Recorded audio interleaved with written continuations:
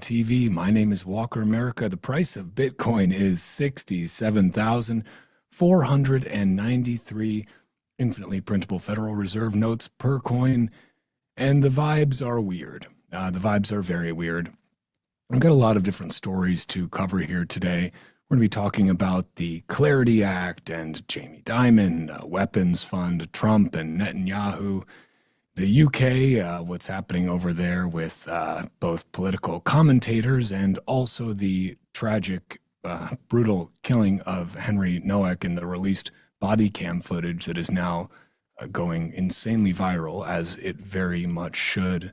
Ebola in Kenya and a whole lot more. I want to start out just talking a little bit about the Bitcoin side of things before we dig into some of these other topics. The vibes are weird right now, guys. Again, we're at $67,500 roughly.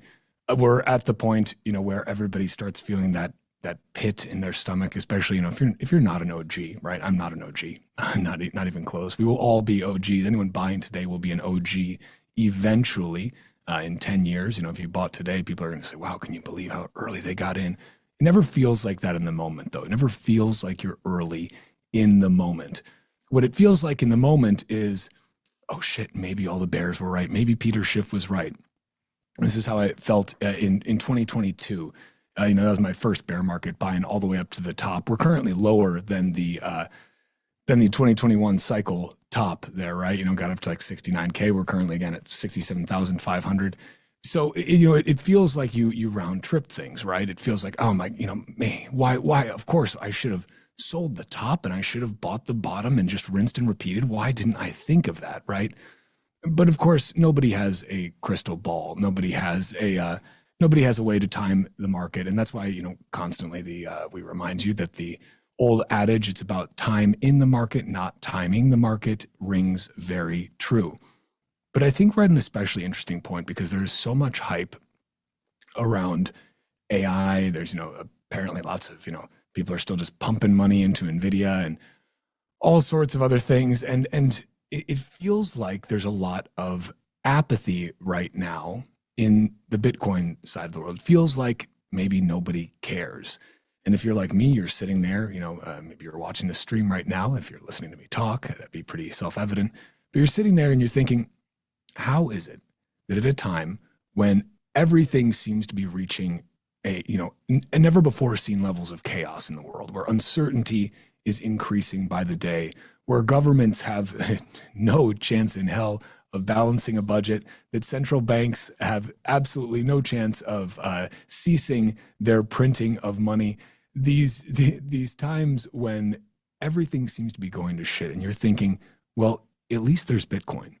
At least there's this thing that is predictable. At least there's this thing that I have certainty in, that I know that is mathematically guaranteed, right? I know there's 21 million. I know that nobody can stop me from using it. I know that it is going to protect me from the rampant debasement of fiat currency. I know that it is uncensorable, unconfiscatable money that I can send to anyone, anywhere in the world, and nobody can tell me no. You say, well, thank God we have that. Why don't more people care? Why don't more people know about this?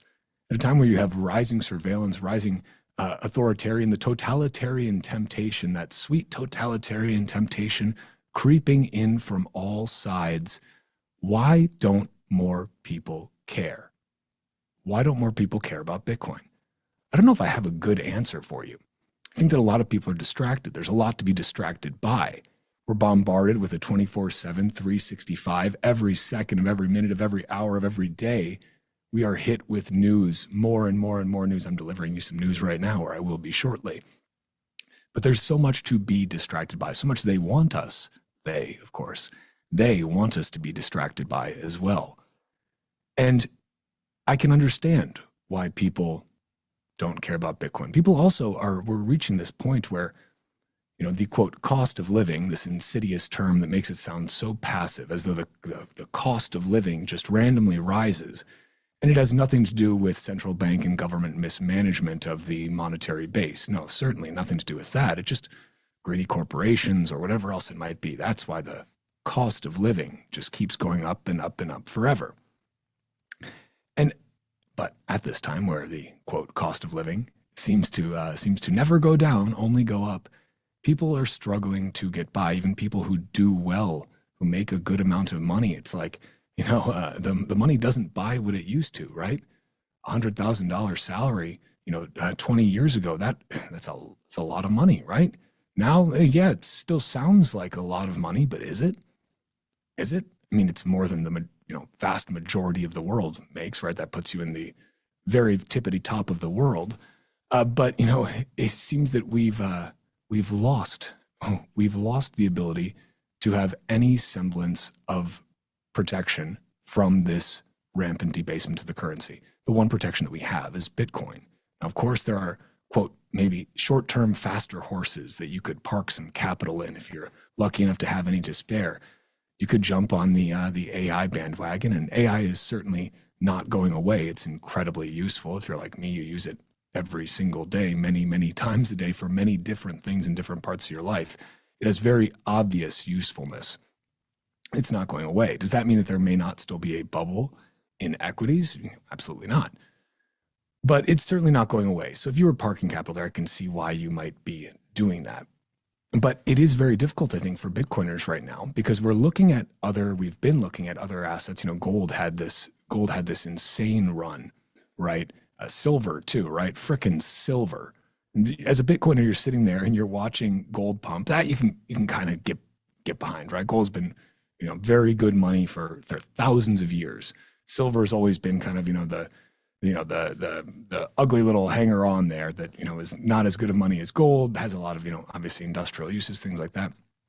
But as a Bitcoiner, you're sitting there, you're dutifully stacking, you're doing what you can you're DCAing, maybe you're smash buying when you can. And you're watching these other assets go up, and gold and silver mooning. You're watching oil. I mean, oil just go all over the board, right? Because it's so incredibly subject to geopolitical escalations. But then you're watching equities just run. I mean, you're watching the various indices just continue to chug higher, and you're thinking, what the hell is going on? Why is everything pumping and yet Bitcoin is languishing? And granted, today, I mean, the NASDAQ's up a little bit, SPY is up a little bit, Dow Jones up a little bit. I mean, we're talking, 0.2, 0.1, 0.3%. So nothing crazy, but Bitcoin's down 5.5% on the day. And you're sitting there thinking, like, what is going on? And people always like to retroactively attribute things to various narratives, right? Generally, what I've noticed with Bitcoin price action is that the price action happens, and then the narratives are concocted later to somehow retroactively explain what that price action was caused by. So you may see some people, it's because Saylor was selling, or it's for X, Y, and Z reasons. But the reality is that it's like there's never one single reason for these things, right? There's never one single cause. It's certainly not crashing because Strategy sold $2.5 million worth of Bitcoin, like this inconsequential amount of Bitcoin for them. It's certainly not that. They're going to continue buying back way more Bitcoin than $2.5 million worth. I think we all agree with that. But I think that the larger sort of malaise that we find ourselves in is, and the strange part, I think, for Bitcoiners is so much of the world seems eager to find a solution to the problems that they feel, the problems that they deal with every single day, to the fact that costs are rising because, they just keep printing money, and they will forever. Every fiat currency will go to zero over a long enough time horizon, right? Some faster than others, some much, much faster than others. There's increasing amounts of surveillance. There's increasing amounts of censorship. Not so much in the United States right now, but certainly in other parts of the world. Free speech is always and forever under attack by any governments who want the ability to totally control their populace. That's kind of how it works. You can't have a controlled populace if they have the ability to speak freely, because then if they can speak, they will speak, both publicly and privately. But I think that what we're seeing right now in the Bitcoin side of things is just there is a huge mispriced opportunity here. Like, if you're watching this right now, I think you get to a point as a Bitcoiner, and again, I'm not an OG, Haven't been in this since the 20 teens or anything like that, right? Didn't get in till the COVID days. So I've literally during the 2021 bull run, I'm stacking up to all the way up to the tippity top, and that is currently higher than we are at right now in 2026, right? So if you're in this kind of class of Bitcoiners with me, you got into Bitcoin in the last few years, like you have been battle hardened. You didn't get, yeah, okay. If you held from 2013 or 2017 or whatever, like yeah, you hats off to you. If you held from 2011, like my God, you're a superhero. But if you held from like 2013, 2017, anything in there, like yeah, that's incredibly impressive, right? But you had these brutal bear markets, but you also had these insane bull markets that just ripped everybody's faces off. We've had something sort of different. Like we ran up to 69K, our class of Bitcoiners, and then we went down to almost 16K. That was brutal for anyone who was here for. That was rough. We flirted with 19K for I don't know how long. It felt like we were just stuck in purgatory around 19, 20K, just seemingly forever. And that was brutal. But then we watched Bitcoin run up from 16K, ultimately went up to like 126K. Okay, that's pretty nice. But then it felt like it just needed to keep going, and it didn't. We never reached that kind of peak euphoria. It felt like we never had that sort of really blow off top. And I've seen some argue that perhaps that blow off top actually happened in the Bitcoin treasury markets. That's where that occurred, right? It didn't occur in Bitcoin itself, didn't occur in spot Bitcoin because a lot of that was transferred, a lot of that, rampant speculation euphoria was transferred sort of to the Bitcoin treasury space. And I sort of buy that partially. And I think that's, again, part of the answer. There's never one single complete answer, something really nice that you can wrap up with a bow and makes you feel really good and warm and fuzzy. And I think right now where we're at is shit's hitting the fan geopolitically, but it's always hitting the fan geopolitically, right? Like this is the same as it ever was. And we've been aware, we've had the 24/7 news cycle for a long time now. We've had social media for a long time. It's not like any of that's new. It's not like the rampant, there's wars happening in the Middle East. Like, wow, we've never had that before. No, come on. Like this is, again, just the same old story, just insert different Middle East country, insert different reasons for us going over there, insert various justifications. It's like a Mad Lib, but you keep filling it in with the exact same words, right? Middle Eastern conflict, oil prices, da da da da. So it just this doesn't seem like anything that's really, I don't blame this for Bitcoin's price action, right? I don't know if there's anything to blame. Is it OGs selling? Is it market manipulation? I don't think it's really, the market manipulation thing gets thrown around a lot. And certainly there's always going to be some sort, there's always people trying to manipulate markets, but I don't think that's again, it's too convenient of an answer. It's too convenient of an excuse. I think generally it's just that most people don't seem to give a shit about Bitcoin right now. I mean, I do. I talk about Bitcoin every day. You guys do. If you're listening to this stream, you get your 40 hours per week of podcasts. But the vast majority of the people are still asleep at the wheel.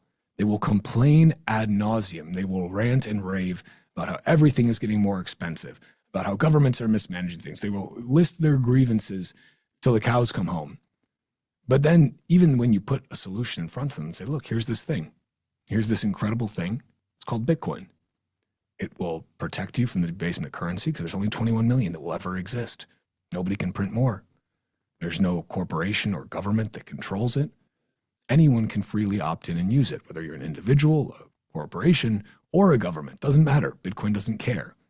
And you can send it to anyone in the world without anyone stopping you. You can do that 24/7, 365. And hey, here's all these other layers like the Lightning Network on top of it that allow you to transact really, really fast and really cheaply. But you can put that right in front of people. You can lay it up to them on a silver platter and they still just won't care. They still won't care because I don't think that the pain is acute enough yet. I don't think that the pain has reached a level where people are truly fed up. Like they're still putting up with all of this. They're still letting the slow creep of totalitarianism work its way in at the margins, right? They're still angry at the wrong people for the, quote, cost of living going up. They're still blaming the greedy corporations instead of blaming the central bankers. They're still, divided by partisan politics, and not that political divides do not exist. and are not important. Not that ideologies aren't important, but the weaponization of ideology, I think, the just complete insanity that, and to take that as you will, but certainly happens more on the political left than the political right. And the political left, if we go to the extreme of that with, communism, is certainly responsible for far more deaths than the political right by orders of magnitude. Over 100 million conservatively have died as a result of communism. So that is undoubtedly the most insidious ideology that exists. But you still see people gravitating toward that ideology in the year 2026, when we have an overwhelming amount of evidence, historical evidence, to show you that communism doesn't work. And it ends up with millions and millions, hundreds of millions dead. But still people push for this because they see the problems, they feel the problems, they feel that they can't afford to live. They feel that things are unfair. They feel that the deck is stacked against them. All of those things are true, but they're blaming the wrong people, and their solution is also wrong, right? They're blaming the greedy corporations when they should be looking to the government and the central bank and laying blame at their feet. They're proposing ideas that not only will lead to the deaths of hundreds of millions more, but that also just don't make any sense. Communism doesn't work. It makes no sense. It is against human nature, right? You can have sort of, communal ideas that work at small scales, maybe below Dunbar's number of whatever it is, 140 in high trust, close-knit, tiny groups. But you can't do it at scale because a shitload of central planning is required. And it turns out that the central planners are just people. And the central planners are bad at predicting things. And they're bad at allocating resources. They're worse at allocating resources than the free market. You just saw everyone's favorite Democratic socialist, Bernie Sanders, propose taking a 50% stake in AI, big AI companies here in the United States. The government should take that stake and should use it as a sovereign wealth fund. And this sort of, maybe sounds good on its face. Like, well, yeah, of course, why shouldn't we get a piece of the pie? The AI is being trained on our data. So, we deserve a piece of that too. But, and yeah, again, that kind of almost sounds good in theory, except again, the problem is that this is forced confiscation and forced ownership control of private companies by the government. And this is also something that happens in communist regimes, also in fascist ones, right? That's one thing that, the communists and the fascists share, is that authoritarian bent and the desire to basically subvert the corporate side of things and bring it all under the government's control, or at least most of it. And this idea that companies, Bernie's little plan here, that companies would transfer or issue new shares representing 50% ownership directly to a new federally managed sovereign wealth fund. And he's framing it as an equity transfer rather than a traditional tax or a profit levy or anything like that. Just a one-time 50% tax paid with the stock, right? And then you'd have public ownership of the sovereign wealth fund. So, the fund would be, of course, managed by the U.S. government. They're always great at managing money, right? That's why we're $40 trillion in debt. And they'd hold this 50% stake in perpetuity. The government would also gain voting rights on those shares and equal board representation. So you'd have government-appointed board directors alongside private ones. So you've got people who are parasites and haven't earned it versus people who have. And this would give this, public, government direct say in major company decisions. Also, the ability to block what Bernie describes as block oligarch decisions that harm the American people. These are Sanders' words directly. So then what happens to the money, to the value that is created by these companies, which will certainly be tremendous? Well, the profits, dividend, capital gains from the fund's 50% ownership would flow back to the public. Again, that sounds great, right? And Sanders is envisioning these direct dividend payments to American citizens. He's modeling it after Alaska's permanent fund, which distributes oil revenue to residents, right? Or Norway's sovereign wealth fund. And then, he's saying longer term, the fund would help to pay for universal programs, healthcare, education, and housing as, quote, rights. Of course, something that is derived from the labor, from the time and energy and work of others cannot be a right. You know what I mean? But that's the fundamental misunderstanding of socialists and communists, right? You think they have a right to everything, specifically what you have worked for. And the rationale that Sanders provided here is that these AI models are trained on humanity's collective experience, knowledge, and learnings, right? They're based on, public data, conversations, all of the creativity of humanity. And all of this sounds, very good, right?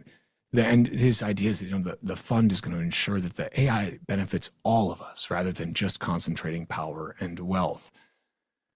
And again, this is just, this is one of those things that sounds great as this kind of lowbrow talking point, right? Like, we need to tax the oligarchs and make sure they're not taking our human creativity, and this needs to work for everyone, not just the few at the very top. I got to work on my Bernie Sanders impersonation. It leaves something to be desired, I think. But this is ultimately, it's like, where does this stop, right? Oh, it's just the AI companies, right? We just need to take a 50% stake in the AI companies. And okay, fine. It's like, but that's just like that's the totalitarian temptation, right? That's the totalitarian creep. It's what ultimately ends up in the abolition of private property. You have state or collective ownership of all major means of productions. You have a planned economy, which never seems to go as planned.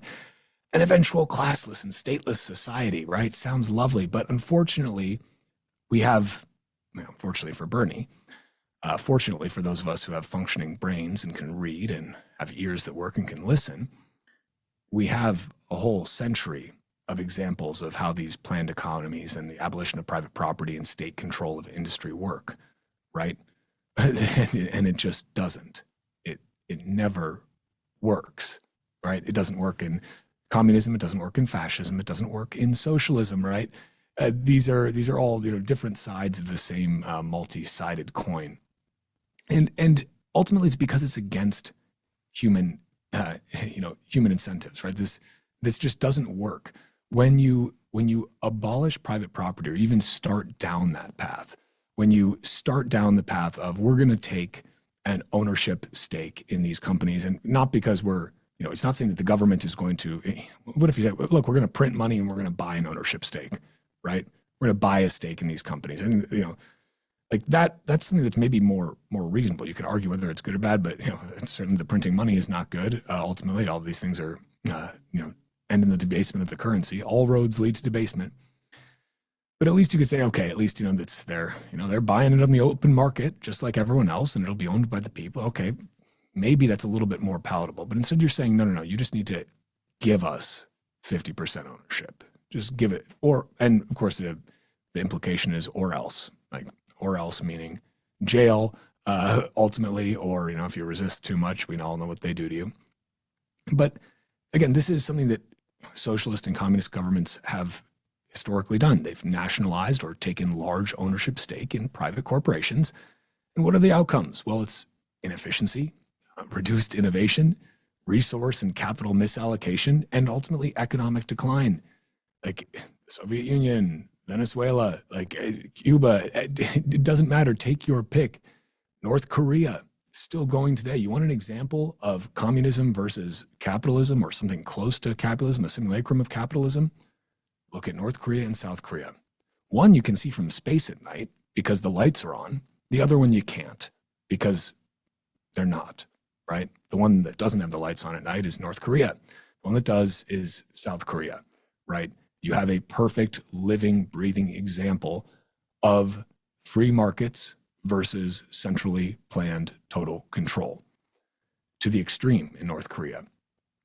And, when you have the preservation of private property, when you have systems that preserve private property, that encourage market competition, this is what has driven all of the true innovation, all of the benefits to society. Like, communism hasn't driven any benefits to society. It's literally just led to widespread death and destruction.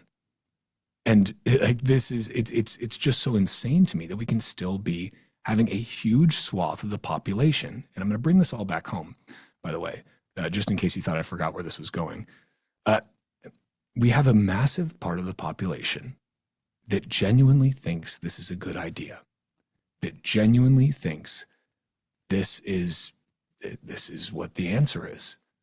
People have too much money. We've got to do something about it. This should go to the people, right?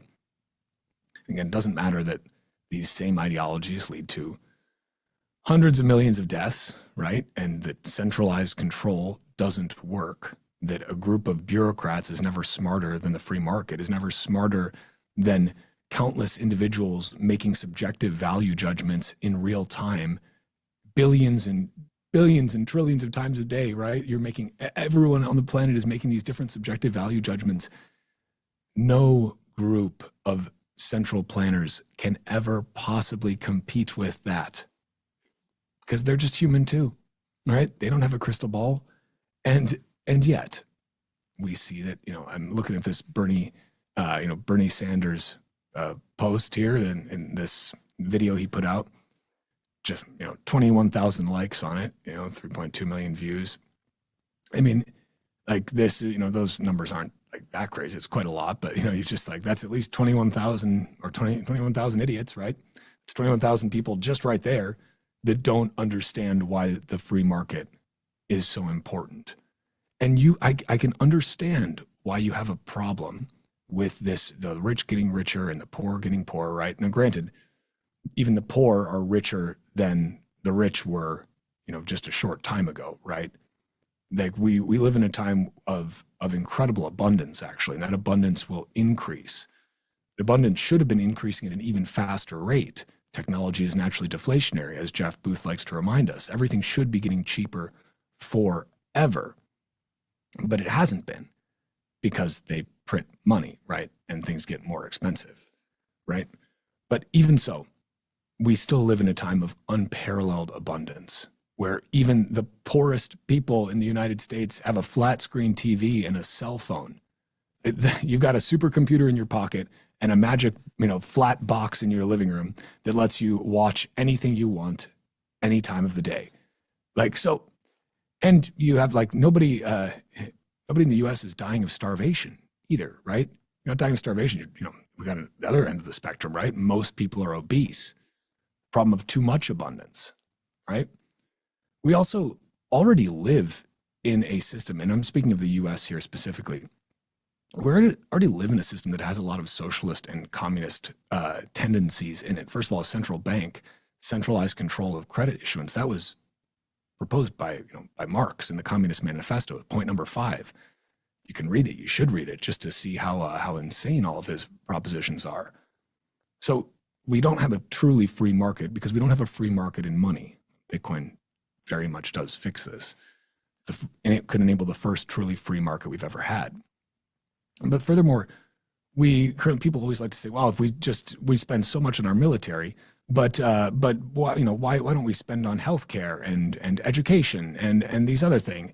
We need to do more. And it's like, well, first of all, military spending is like smaller than those things now in terms of healthcare spending. The entitlements that we have are the biggest part of our budget, right? The military spending is now a smaller portion of the budget than the interest expense on the federal debt. So, this isn't a problem of spending too much in the military. It's a problem of the government just being a terrible, terrible allocator of resources, and a huge number of people being they're essentially, well, of course, the political class is necessarily parasitic, but a huge number of the population doesn't pay any taxes, only takes from your hard-earned money, and that's just decided by the government, right? Purportedly, we are the government, right? But it doesn't always seem to feel that way. And the way this comes back to Bitcoin is you have about a huge swath of the population that genuinely thinks that socialism, democratic socialism, communism, whatever, again, different sides of the same totalitarian coin, genuinely thinks these are good ideas. Genuinely thinks that if we just give the government more control, the problem is the government doesn't have enough control. If we just gave the government more control, if we just took more from all of the haves and gave more to all of the have-nots, all this would be fixed and we'd live in a beautiful utopian communist paradise, right? But of course, reality just disagrees. That's not how things work out. Communism doesn't work. Socialism doesn't work. These things may only seem to work for a short period of time, and then they end in widespread death, famine, destruction, abolition of private property, and then they ultimately get overthrown by revolutions once people actually starve, right? And so where this comes back to Bitcoin is, how do we, or should we really be surprised that more people don't care about Bitcoin right now when such a huge percentage of them still just think the answer to all of our problems is more government? Bitcoin has already separated money from state. A lot of people want the exact opposite. They want state to have more control over the money, not just more control over the money, but more control over your money. So we shouldn't be surprised that that part of the population really doesn't seem to give a shit about Bitcoin. Perhaps a little more surprising is that maybe the other side of the political spectrum doesn't as much either. But you know what? People get Bitcoin at the price they deserve. I encourage you to view this as an opportunity. Do whatever you want with your money. I'm not a financial analyst. I'm not one to give you financial advice. I will occasionally give monetary advice, but that's about it, right? And I think that if I can leave you with one thing before I move on to some of our other stories, because I don't need to be ranting at you all day here. When everybody seems to not give a shit about Bitcoin, and when you see people that you thought did give a shit seem to be throwing up their hands, throwing in the towel, whatever, getting tired, rage quitting, whatever. When you see the Peter Schiffs of the world dancing on Bitcoin's grave for the umpteenth time, to me, that started to raise a little flag in my head. It's a little trigger. And it makes me say, Bitcoin is more mispriced than ever. Like when Bitcoin's pumping, it's still mispriced, right? Still the most it's the most cheap thing in the world right now. Everything is expensive. Bitcoin is cheap. It's very, very cheap right now. And again, I don't know, Bitcoin could go lower, guys. We may hit 58K gang. Maybe we go even lower. Who has any idea? I sure as hell don't. I don't think that we're going to go down into the 40s or the 30s or the 20s. I mean, that'd be pretty insane if we did. That'd be brutal and gut-wrenching. But boy, that would be a heck of an opportunity to stack. That's going to be insanely painful if we do. I hope that we don't, just for everyone's sanity. But right now feels like a pretty good opportunity. Right now, again, 67,500. Boy, we're lower than the 2021 top. Everybody always says, oh, well, I feel like I missed the boat, right? But if Bitcoin dips, when it dips, how many times have you heard this, like from your friends even, like, well, Bitcoin's too expensive right now, but when it dips, I'm finally going to buy some. And then it dips and they're like, man, I don't know. I think it's going to go lower. And then it goes lower. And they're like, boy, I don't know. It feels like it might go lower. And then it goes lower again.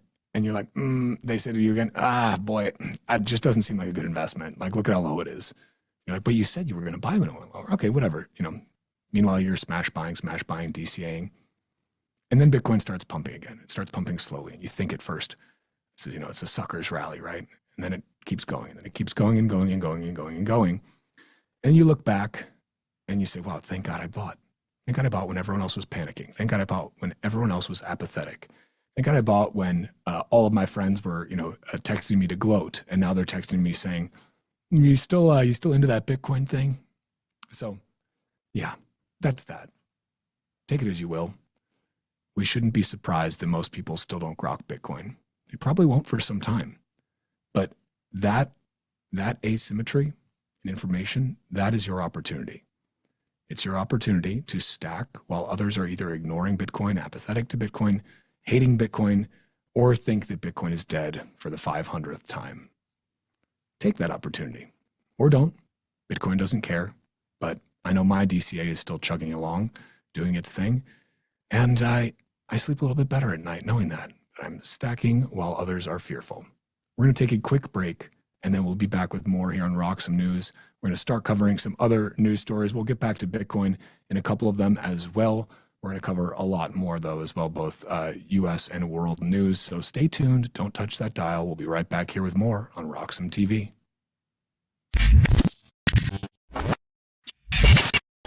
This is Alex. Alex spends most of his time thinking like a trader, still deciding what to do with his Bitcoin. While Alex waits for the perfect entry, this is Laura. She's watching the S&P drop. Everyone is suddenly a macro expert. She doesn't panic. This is Tom. No screens, no noise, no stress.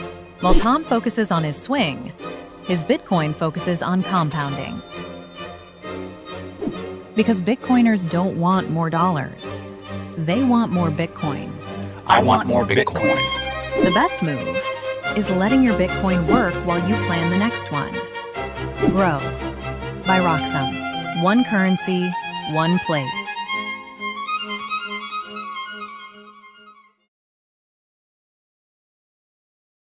Some call me Chicken Little, others Bubble Boy. I'm a bit changed, but sounds familiar, right? Let me tell you a hard truth. The S&P isn't rising, the dollar's falling. That's the trick, monopoly money.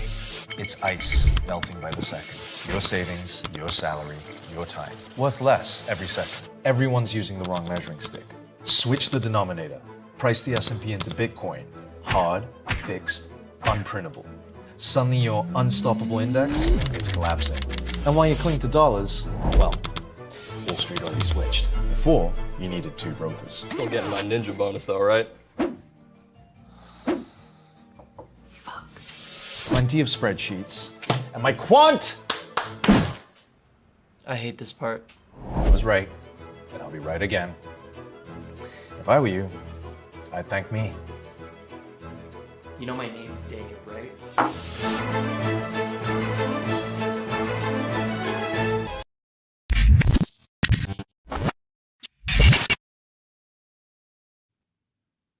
Welcome back to RoxomTV. A new report from Axios is claiming Trump told Israeli Prime Minister Benjamin Netanyahu, quote, "You're fucking crazy." According to U.S. officials, Trump's anger is over Netanyahu's escalation in Lebanon that has been derailing nuclear talks with Iran. According to the report, Trump went on to say, quote, "You'd be in prison if it weren't for me. I'm saving your ass. Everybody hates you now. Everybody hates Israel because of this."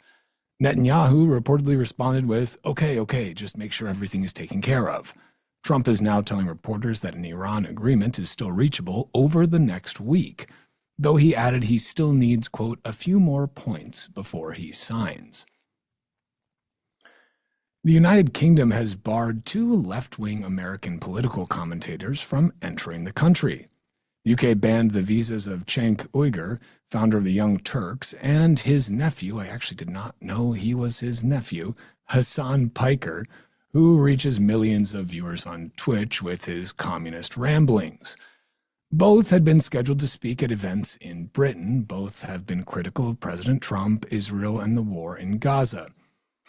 Uygur went and framed it bluntly on X, saying he was, quote, "banned for criticizing Israel." Piker posted that the UK was, quote, "betraying liberal values for a genocidal fascist foreign government."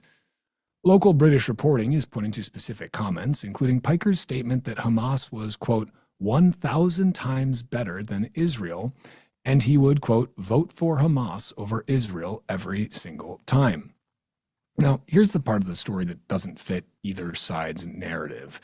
Both Uygur and Piker are American citizens being blocked from a Western democracy over things they said on the internet about the Israeli government, not the UK government.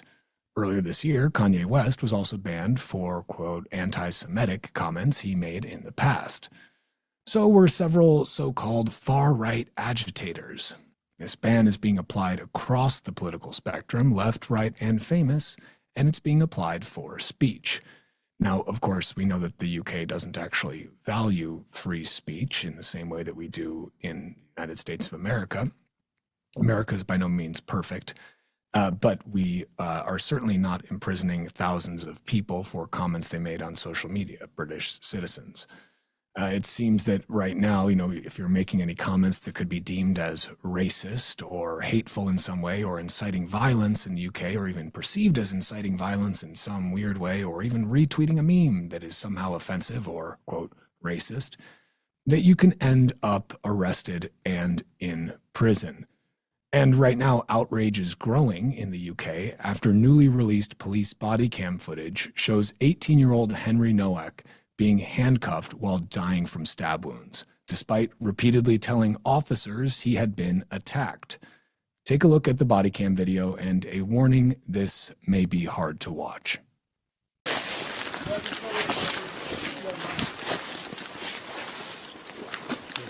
My dad's told me that.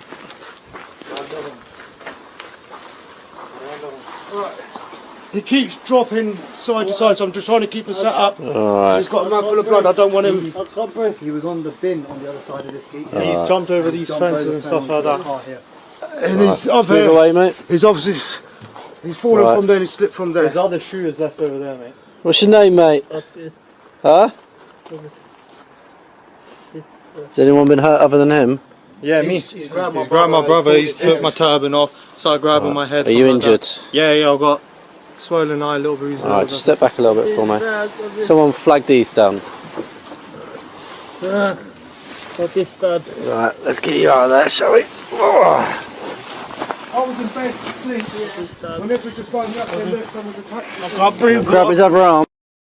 So I've just come running through any little on St. Denny's Road. I've come running around the corner. What's happened to you, alright? This stud. You've been stabbed? Whereabouts? Don't think you have, mate.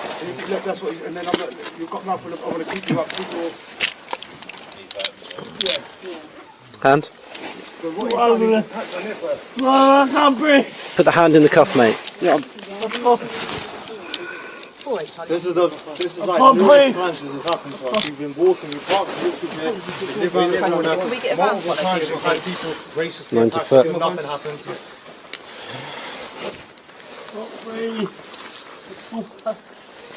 He's saying he's been stabbed, so Where let's is it just you check think you've him. been stabbed? In the face? Oh no, but we have to check, don't we? Right. In the face? Just get these back off, get their details on that, and I'll keep hold of him.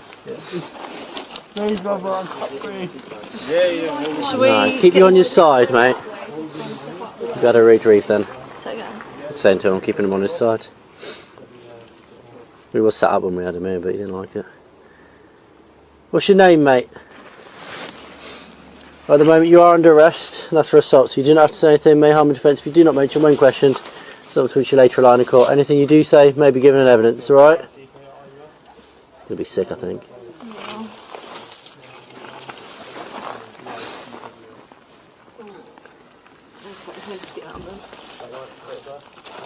What's his name? I just want you to call it. Yeah, we've got this male, he's Just- been beat up. Are we able to get an ambulance, please? His pupils aren't even reacting. Yeah. Prosecutors say 23-year-old Vikram Digwa fatally stabbed Noack, then falsely accused him of making racist remarks. Digwa was sentenced to life in prison with a minimum of 21 years. Prime Minister Sir Keir Starmer called the footage harrowing, saying he felt sick watching it and demanded answers about police decision-making, although notably he did not take a knee as he did with George Floyd's death. The case has sparked political backlash, with Reform UK leader Nigel Farage accusing authorities of two-tiered policing, while officials warn against inflammatory rhetoric as an independent investigation into police conduct moves forward. And this story is absolutely insane to me. And I think there is a reason that this has rightly so sparked so much outrage across the world. It's because it's just so absurd. It's so absurd that this poor young man was being stabbed, had been stabbed multiple times, was trying to flee, was stabbed in the back of the legs as well as he tried to get away. And police show up at the scene after, I believe, Vikram's brother made the 911 call. Maybe we can pull that audio as well if the production team is able to get it. Made the 911 call and claimed that there was, this white guy making these racist remarks to them. And of course, making racist remarks is obviously the greatest crime that anyone could commit, far greater than, stabbing somebody with your knife. Also, I'd just like to point out that carrying knives is illegal in the UK, of course, as is guns, but knives as well. I mean, you've literally had actors like Idris Elba go on, a publicity tour saying they should be blunting kitchen knives because they're too dangerous. But this guy, Vikram, this murderer, he is able to carry a knife because of his religion, because he's Sikh, this ceremonial blade, right, that he is very prominently displaying. I mean, he was the attacker, the murderer, was literally wearing the knife as the police arrived, and still the police didn't believe that Henry had been stabbed. You know, he told them over and over again, I've been stabbed, I can't breathe. I've been stabbed, I can't breathe. Over and over again, he says this, as the attacker is wearing his, quote, ceremonial knife. I don't know what ceremony he was engaging in there other than murdering an innocent young man, right? And then, of course, the family tried to cover this up and hide the knife. Again, this guy stabs Henry Nowak multiple times. He pierces his lung with his, 8 centimeters deep, also pierces his legs. He accuses Nowak of being racist, which was a lie. Now, the police arrest Nowak while he is bleeding out, saying he can't breathe and he's been stabbed. I don't think you have, mate. It's like, are we the baddies? Yeah, you fucking are. Nowak dies.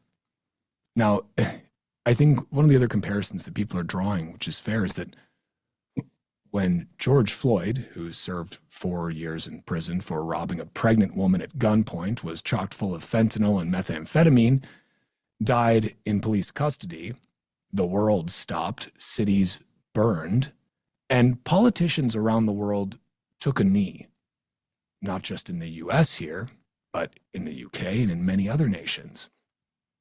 All this self-humiliation, all of the breathless press stories about how this was a racist attack, right, by these white police officers against George Floyd, the completely innocent man there.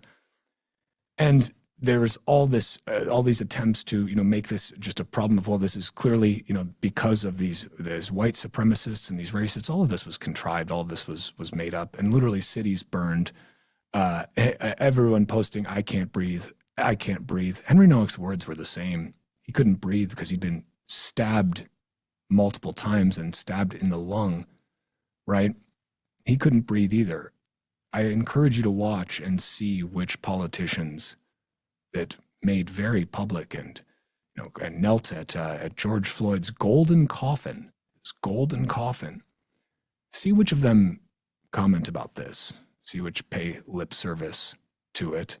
See if any of them actually talk about it in a meaningful way.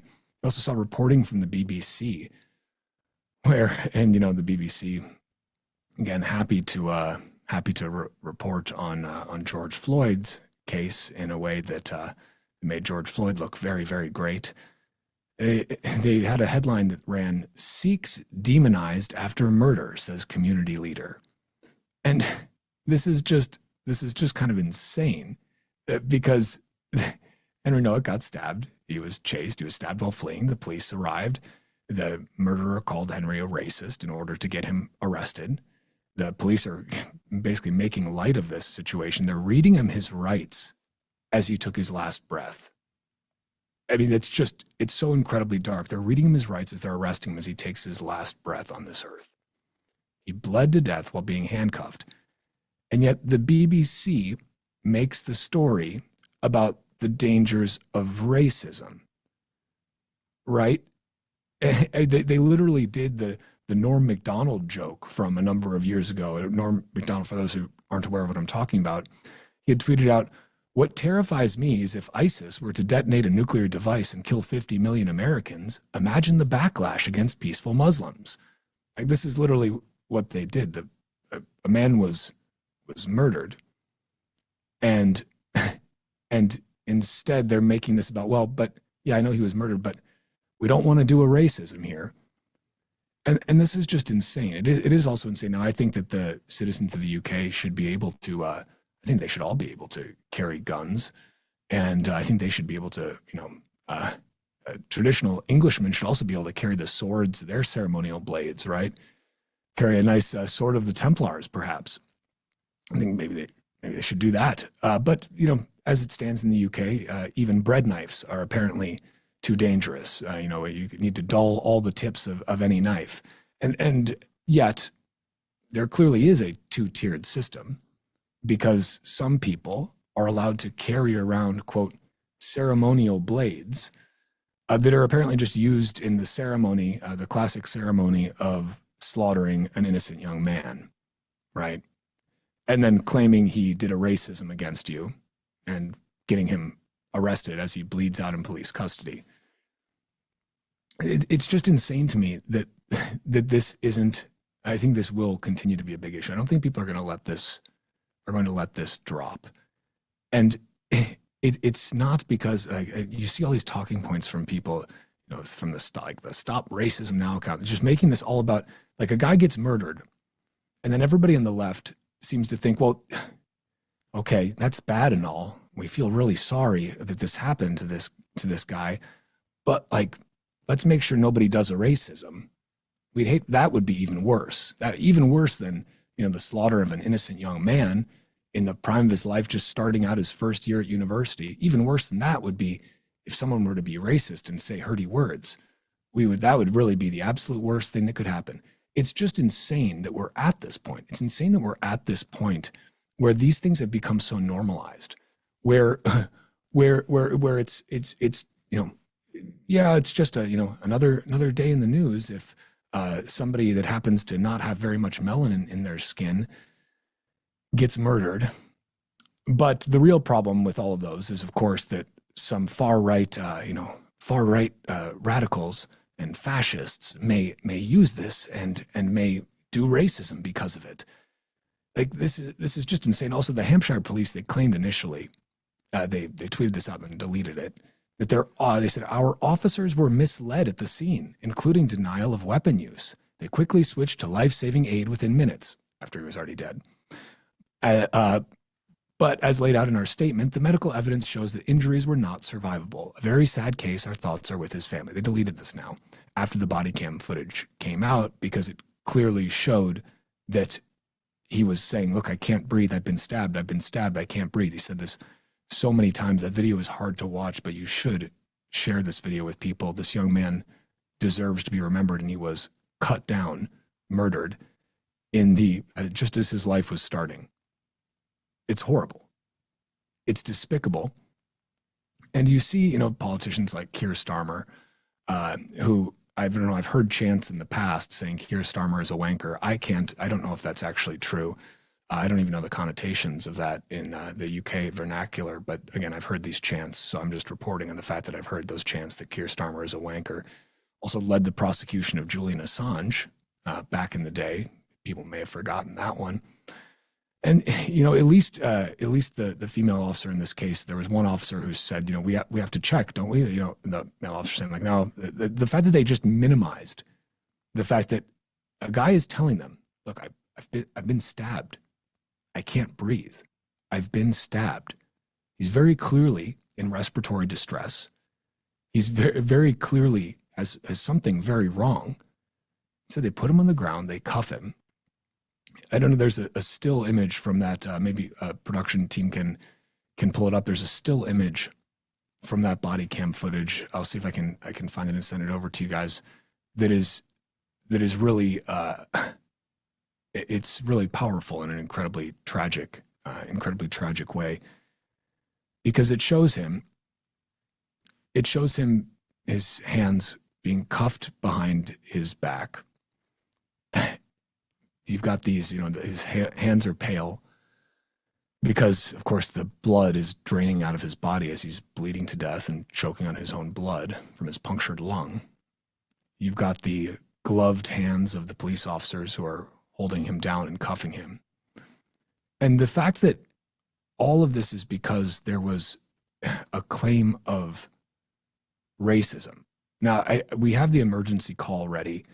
Let's go ahead and play that now. Let's play the 911 call again. You don't have to take it from me. Let's just hear what was said on that. Let's roll it. Police emergency. Yeah, we just been attacked by someone racially. Yeah, this. Right. He just attacked it. Took it to start off. Sorry? Huh? Sorry, we just got attacked racially by some white person. Right, okay. Whereabouts are you? We're on Belmont Road. Just out in the street, are you? Sorry? You're just in the street? Yeah, literally. I just parked up my car to come home, and he's attacked my brother. So, again, you heard it there. Obviously, that didn't happen, right? That was a lie. His brother was lying to police. We've been attacked racially.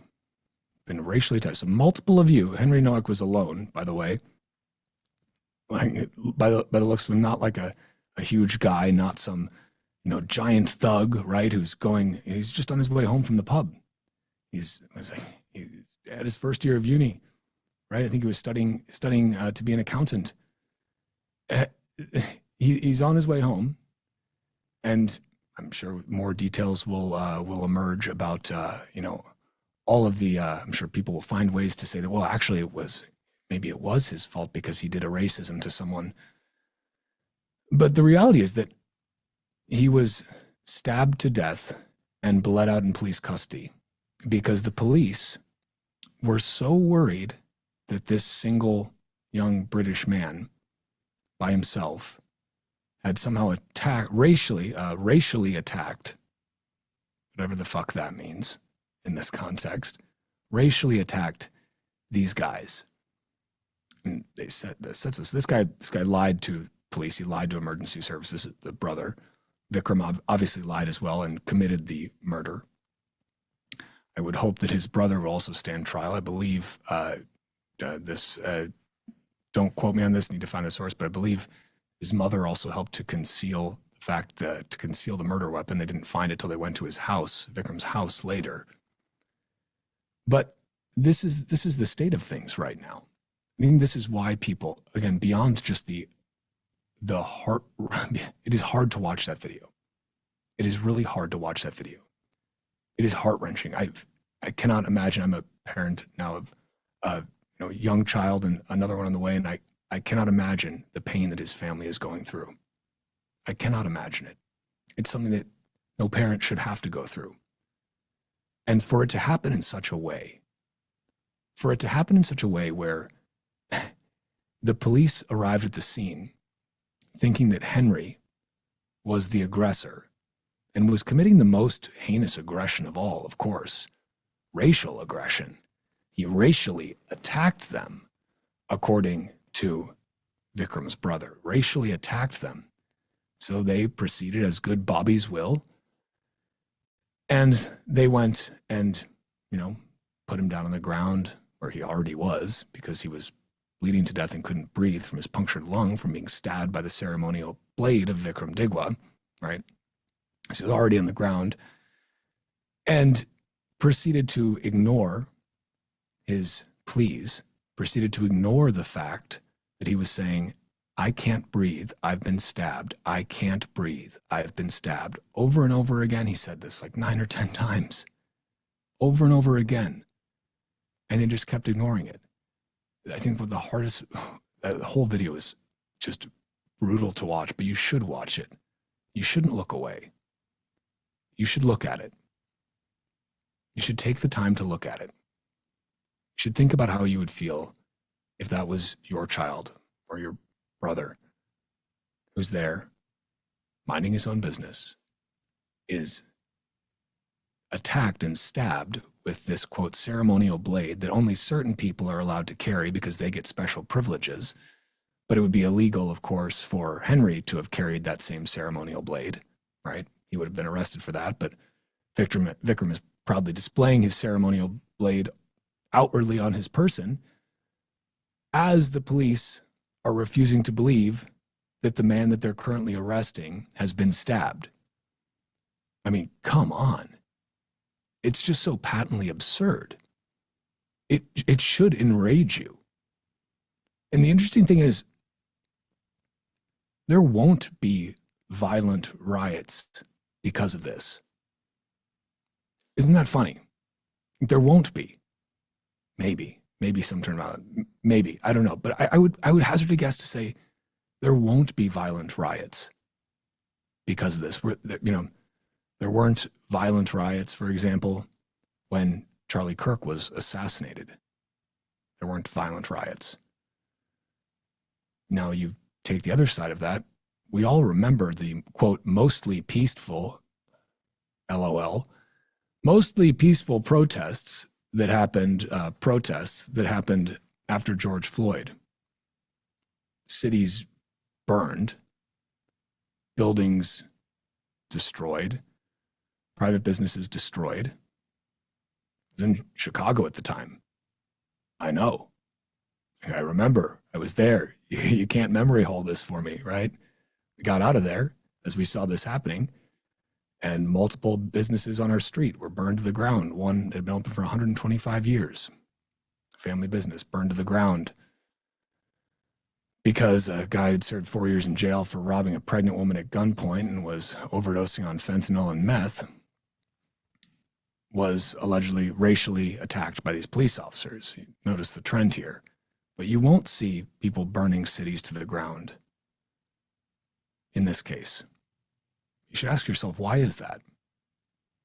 Why is that doesn't happen on one side of this equation, but it does on the other? I don't know. I'll leave that up to the viewer to decide. But my most sincere condolences to Henry Noack's family. My prayers are with them. It's very, very offers them no help. It doesn't offer them any closure. There's nothing I can do to bring back their son.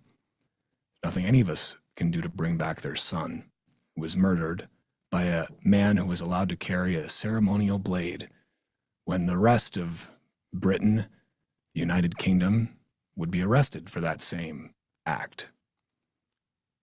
Nothing to bring their son back, who was allowed to die in police custody because the brother of the attacker, the murderer, claimed that he was being racist toward them. You see Vikram in that video saying, well, he hit my turban in my eye right here. Liar. Murderer. Evil. There is evil in this world. And there's also the evil of allowing these things to happen continually. I'm honestly somewhat surprised that he actually got sentenced. I can't believe there were no claims of, well, he's just too low IQ and it's part of his culture, that you see with a lot of the other cases. A lot of these other similar and honestly even more heinous cases. There's all of the various rape gang inquiries going on right now in the United Kingdom. I think that there will be a reckoning, though. I think that people are tired of this. They're tired of being told it's racist to notice that their sons are being murdered and their daughters are being raped. I don't think that's racist to notice that. I don't think that's racist at all. It doesn't have anything to do with race. It has to do with facts and reality. And the fact that Henry Noack was stabbed to death and died in police custody, and that was allowed to happen by the police because somebody lied and said he was racist. If that isn't just a symbol of where we are at right now culturally, I don't know what is. And I think that's why people are rightfully angry about this, why you should continue to amplify this message. It doesn't make you I'm not far right. I'm not far right at all. Not far on any side of things. Certainly not far left, but I'm definitely not far right either. Just somebody who happens to notice things occasionally. It's okay to notice things. It's okay to speak up about them. In fact, you should speak up about them. You shouldn't just let these things be swept under the rug. You shouldn't let them be memory hold. You shouldn't let the complicit media allow these things to just be somehow written off as, well, imagine, sure, like back to the Norm Macdonald joke, I'm just worried about the backlash against the peaceful Sikhs also carrying ceremonial blades, right? But again, the issue is not the blade itself, right? It's not the knife that did the stabbing, it's the person. It's not the gun that shoots somebody, it's the person that shoots somebody, right? The issue here, the reason people are talking about this knife, this ceremonial blade, is that there's a two-tiered system, clearly, in the UK and in a lot of other places. There's a two-tiered system where some people are given special privileges because everybody is so worried about being deemed intolerant, about being deemed a bigot, about being deemed a racist, that they just say, okay, yeah, it's sure, it's against our laws, and we won't let anyone else have a knife, and we're talking about blunting kitchen knives, and we're saying that with a straight face, blunting kitchen knives, right? But we'd hate to be accused of doing a racism, so we'll just, you guys just feel free to carry him. Oh, a young man in the prime of his life with his whole life ahead of him is stabbed to death. Well, I guess that's just a casualty of the culture war for them. That's just so sad that it happened in their mind. But of course, let's move on. Let's really focus on, as the BBC reminded us, imagine all of the backlash that the Sikh community is facing. That's the real tragedy here. That is apparently worthy of a headline in the BBC. Whole story in the BBC. You'd think that they would be more concerned with the murder of a young British man in the prime of his life and the fact that the culture that has been created where somehow being accused of racism is the worst thing that someone, if you're a racist, that's the worst thing that someone could be, right? That's the worst thing. This is the culture that's been created. It's not the worst thing. The worst thing would be murdering someone, like what happened here. Like, that's the worst thing. Taking a person's life, murdering a person is worse. Even if Henry had done something, or even if he'd, heaven forbid, done a racism, or even if he had slapped the guy's turban or something, which I have no idea why he would do to a group of people when by himself and unprovoked, right? That doesn't really make any sense logically. But let's just say that had happened. Even then, murdering him is the worst thing that you could do. That's worse than any of the microaggressions or perceived racism, very obviously. And the fact that there still seems to be a large portion of the population that's more concerned with the potential racist backlash from the far-right extremists and the, quote, fascists like Tommy Robinson, who's very obviously not a fascist. Like, if you think guys like Tommy Robinson are a fascist, I don't know what to tell you. You don't understand the meaning of words, I guess, and you are completely brainwashed. If you want to get to know Tommy Robinson, Peter McCormick did a great interview with him on his show, the Peter McCormick Show. I encourage you to go give it a watch. Did it some months ago now. It was a really, really good conversation. But the fact that this is being used by folks on the left, you had people show up at a memorial service, like a candlelight vigil for Henry Nowak, people from Stand Against Racism or Fight Against Racism, one of these leftist NGOs, non-government organizations, and show up there protesting it, disrupt this vigil, and carrying signs about, Nazis and things like that. It's just like, are you fucking kidding me?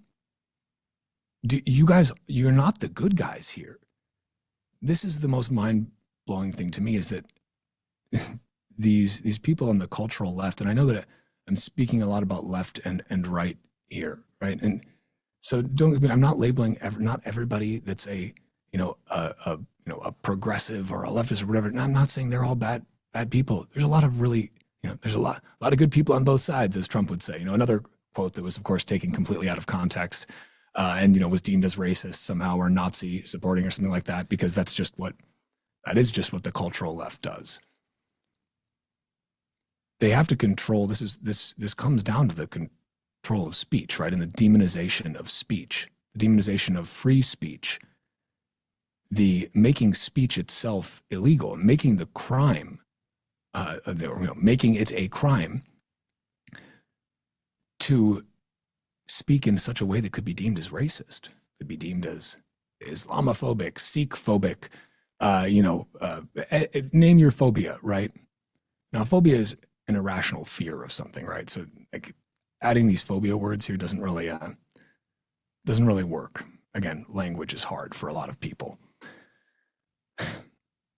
At the end of the day, I keep hoping that out of all of these terrible things that we see, whether it was Charlie Kirk's assassinations, whether it was Irina Zaruska, her murder, brutal murder on a train, on a bus, after work, going home here in the U.S., murdered by a guy that should have been in jail, or maybe just removed entirely from society because he had been arrested so many times.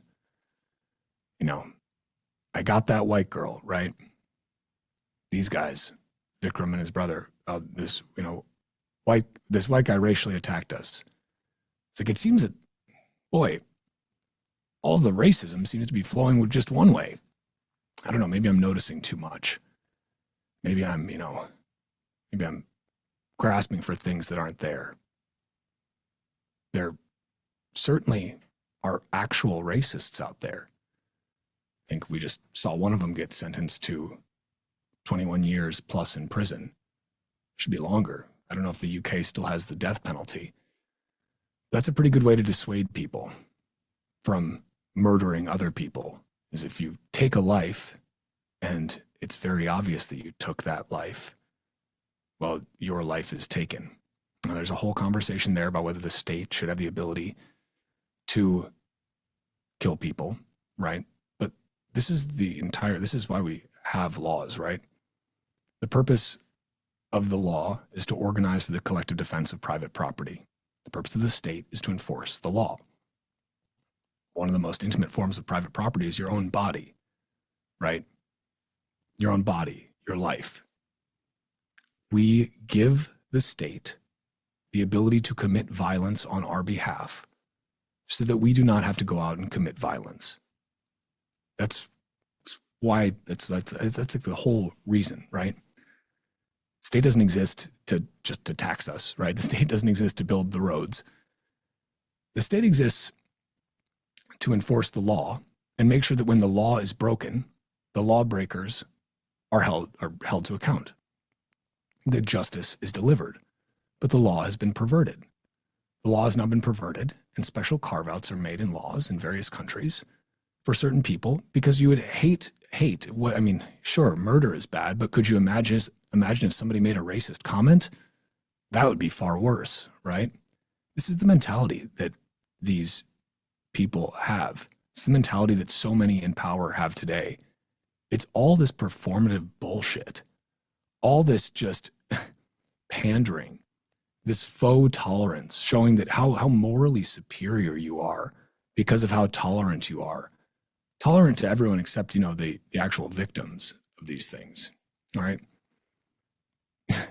Tolerant to everybody except, somebody like Henry Noack, who was murdered and then let to bleed out in police custody because he was accused of racism. You can let that sink in. Now, if the police had shown up and done their job, they would have shown up, assessed the situation. Guy is on the ground saying he can't breathe and he's been stabbed. They look over and see the guy who just accused him of the racism has a knife literally sheathed on his chest. Well, let's put two and two together.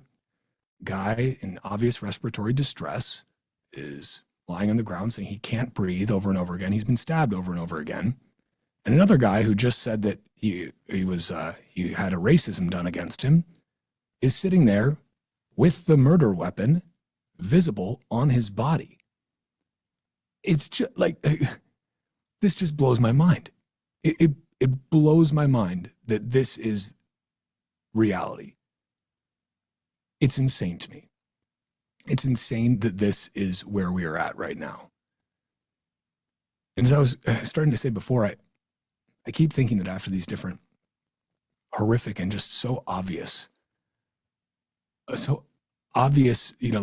brutal cases where that everyone should be able to agree on, like that the assassination of Charlie Kirk was a bad thing, that Charlie Kirk, a free speech advocate who spent his time going around to college campuses, you don't have to like everything he said, but the fact that you saw so many people literally dancing on his grave I guess figuratively dancing on his grave, but celebrating his death, saying, well, you know, he had it coming.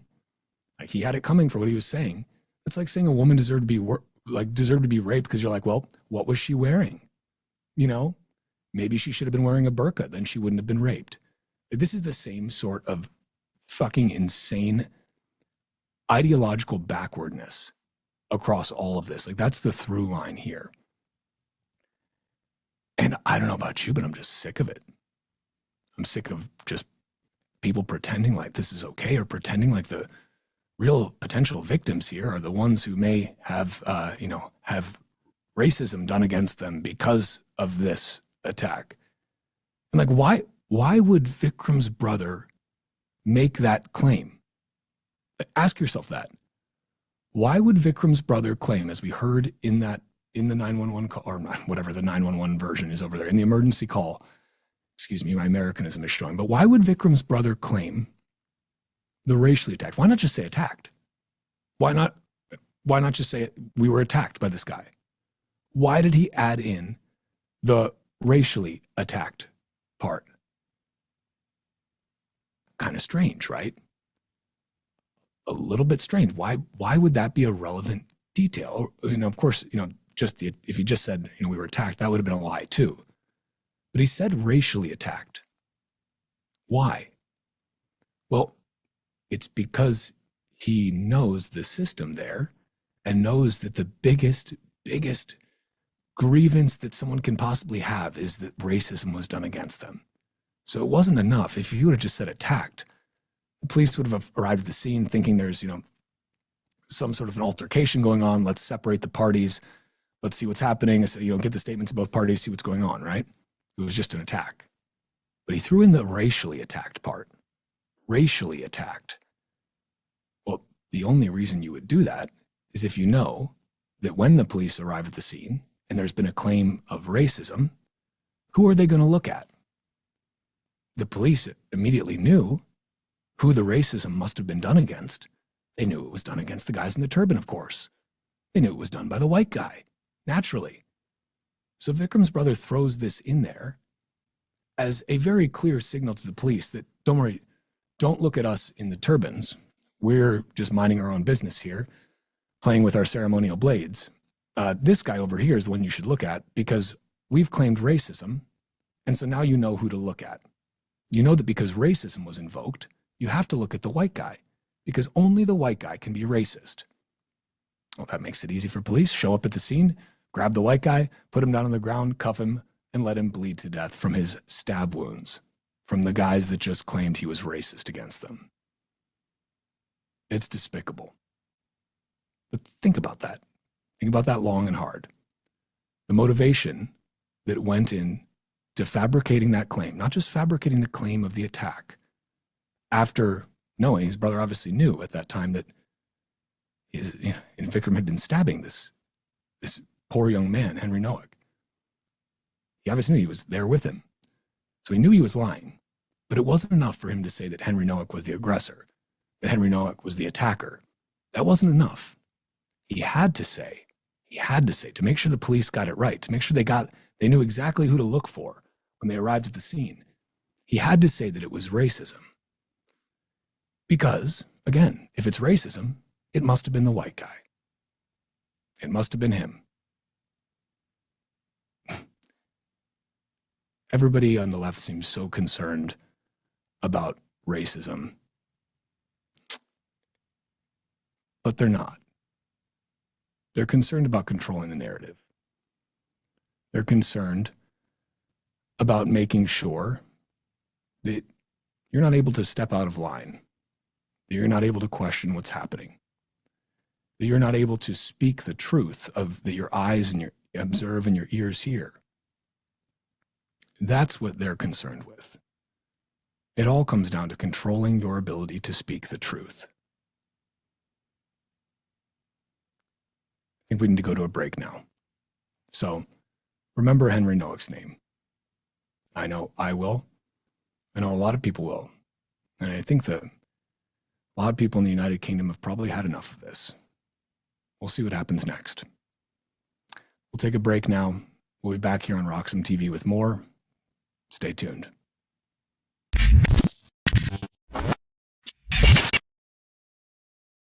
Some call me Chicken Little, others Bubble Boy.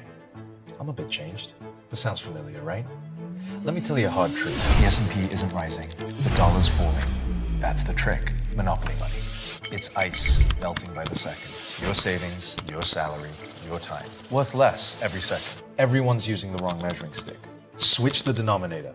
Price the S&P into Bitcoin. Hard, fixed, unprintable. Suddenly your unstoppable index, it's collapsing. And while you cling to dollars, well, Wall Street already switched. Before, you needed 2 brokers. Still getting my ninja bonus though, right? Fuck. Plenty of spreadsheets. And my quant!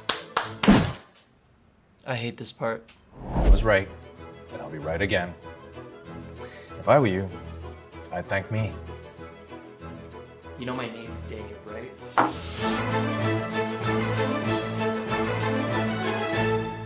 Security matters.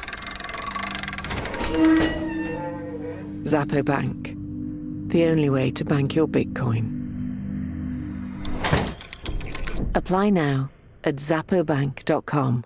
Bitcoin. No! Bitcoin! Come on, little buddy! Bitcoin! I need you! Don't go! This is Alex. Alex spends most of his time thinking like a trader, still deciding what to do with his Bitcoin. While Alex waits for the perfect entry, this is Laura. She's watching the S&P drop. Everyone is suddenly a macro expert. She doesn't panic. This is Tom. No screens, no noise, no stress. While Tom focuses on his swing, his Bitcoin focuses on compounding.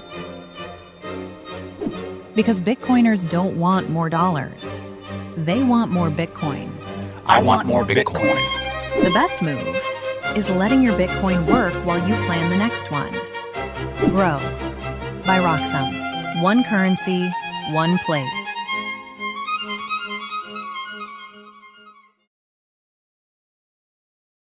How about stretch preferred stock on Roxom?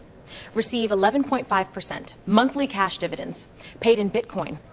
11.5% paid in Bitcoin? How is that possible? It's real. Stretch dividends on Roxom gives 11.5% monthly cash dividends paid in Bitcoin. Dang! I want everyone pitching Roxom to your clients. Corporate traders, asset managers, old, young, Stretch on Roxom is for everyone. Now that's a birthday gift. 11.5% in Bitcoin. We are in heaven at 11.5. 11.5%. 11.5%.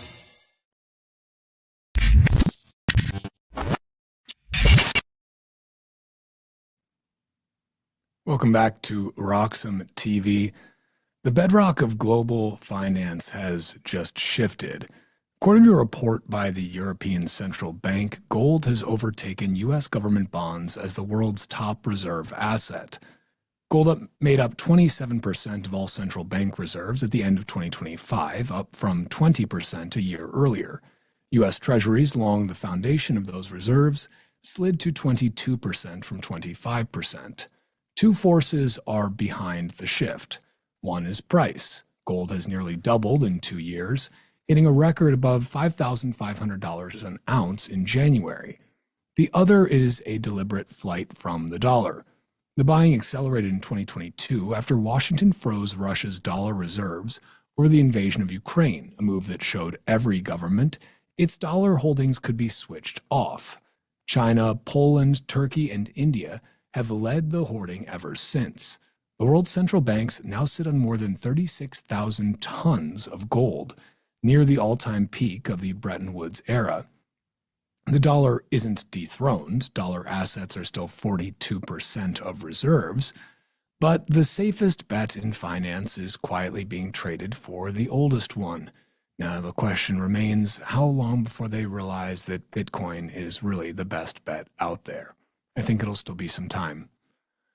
Malaysia has passed a new law banning children under 16 from registering for social media accounts.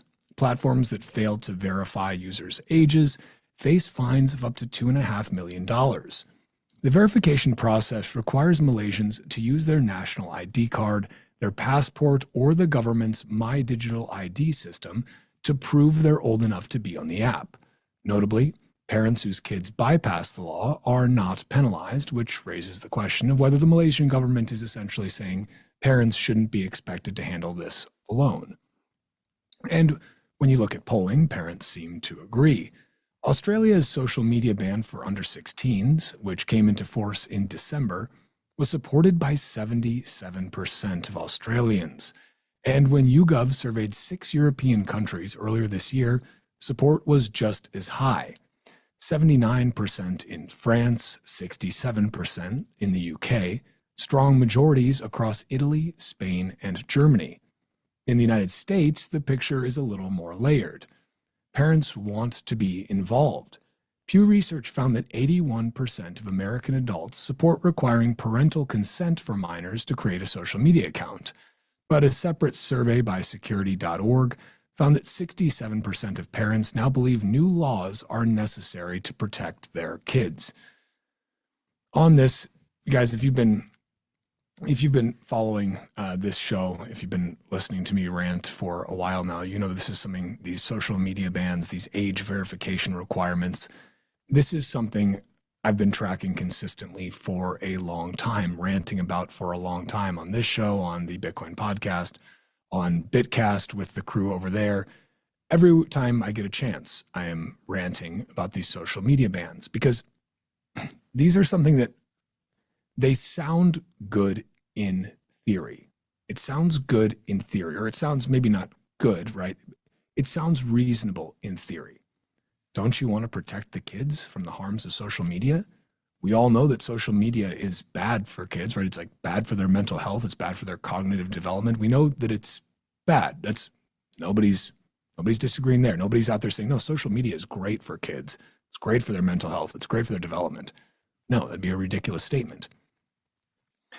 The problem here is that, as I've said countless times and will continue to say again and again and again, the problem here is that this is part of the trick. This is always the bait and switch. This is textbook, truly, like, it is mimetic perfection. The meme, how would you like this wrapped? Would you like it, protect the kids or stop terrorism? That's always how the government wraps these things up, right? It is always a case of, well, don't you want to keep the kids safe?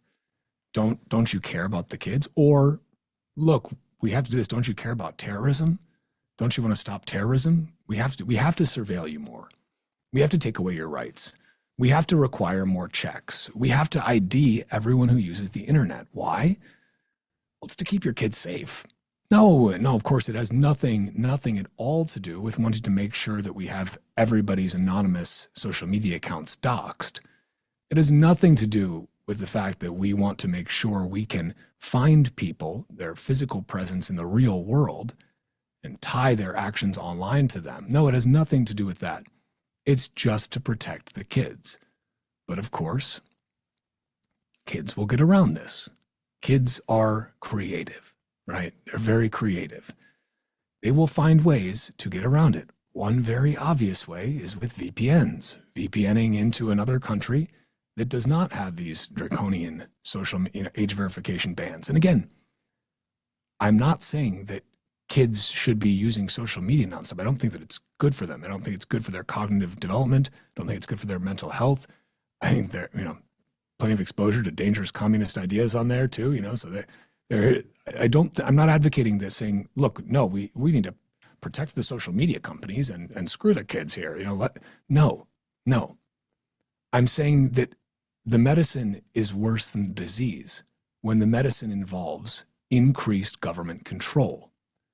The medicine is worse than the disease when it involves doxing everyone online. This is the problem here. Because you think about this, and okay, again, let's just say you thought about it for exactly 2 seconds and you thought it sounded like a good idea. Okay, who can blame you, right? We're all busy. Sometimes we We hear stupid things and we think they're not stupid just because we didn't think about them for more than 2 seconds. Sure. Like shitcoins, right? Maybe you didn't think about it long enough. In this case, think about it for more than 2 seconds. Okay. You need to be ID'd.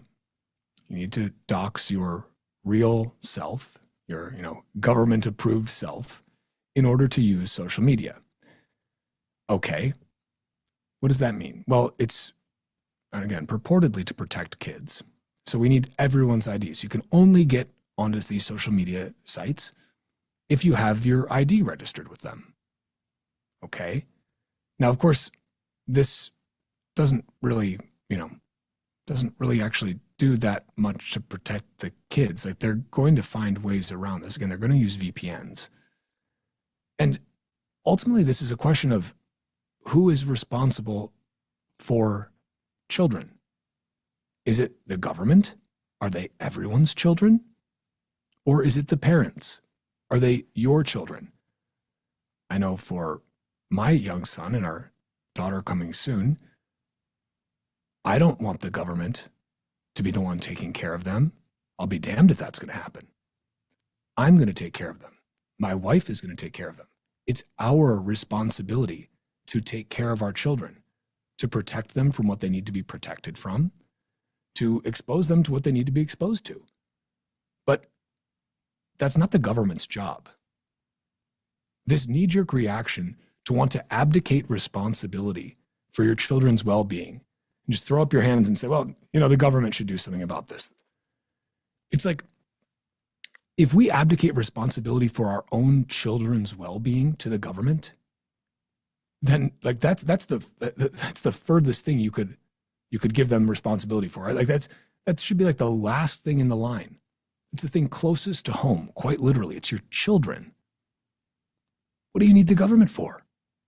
What do you need it for? Why is it why should it be the government's job to raise your kids, to do the things that you as a parent should do? I know I've got young kids. I don't have teenagers yet, right? Sure, it's not going to be easy. It's not going to be easy in this day and age, right? But like, nobody said that raising good kids was easy. Nobody expects that to be easy. It's going to be difficult. It's going to be worth it. It's been worth it for me and my wife so far. It will continue to be worth it. But what's not worth it is abdicating that responsibility for your children's well-being and giving that responsibility to the government, whereby you also give them the ability to dox you, to get rid of any semblance of anonymity or pseudonymity online. This is what this comes down to. This is the end goal, right? This is what they're going for. It has nothing to do with protecting the kids. Maybe a couple of the more naive politicians think they're actually doing a good thing, right? But no, it's really about making sure you have the ability to crush dissent.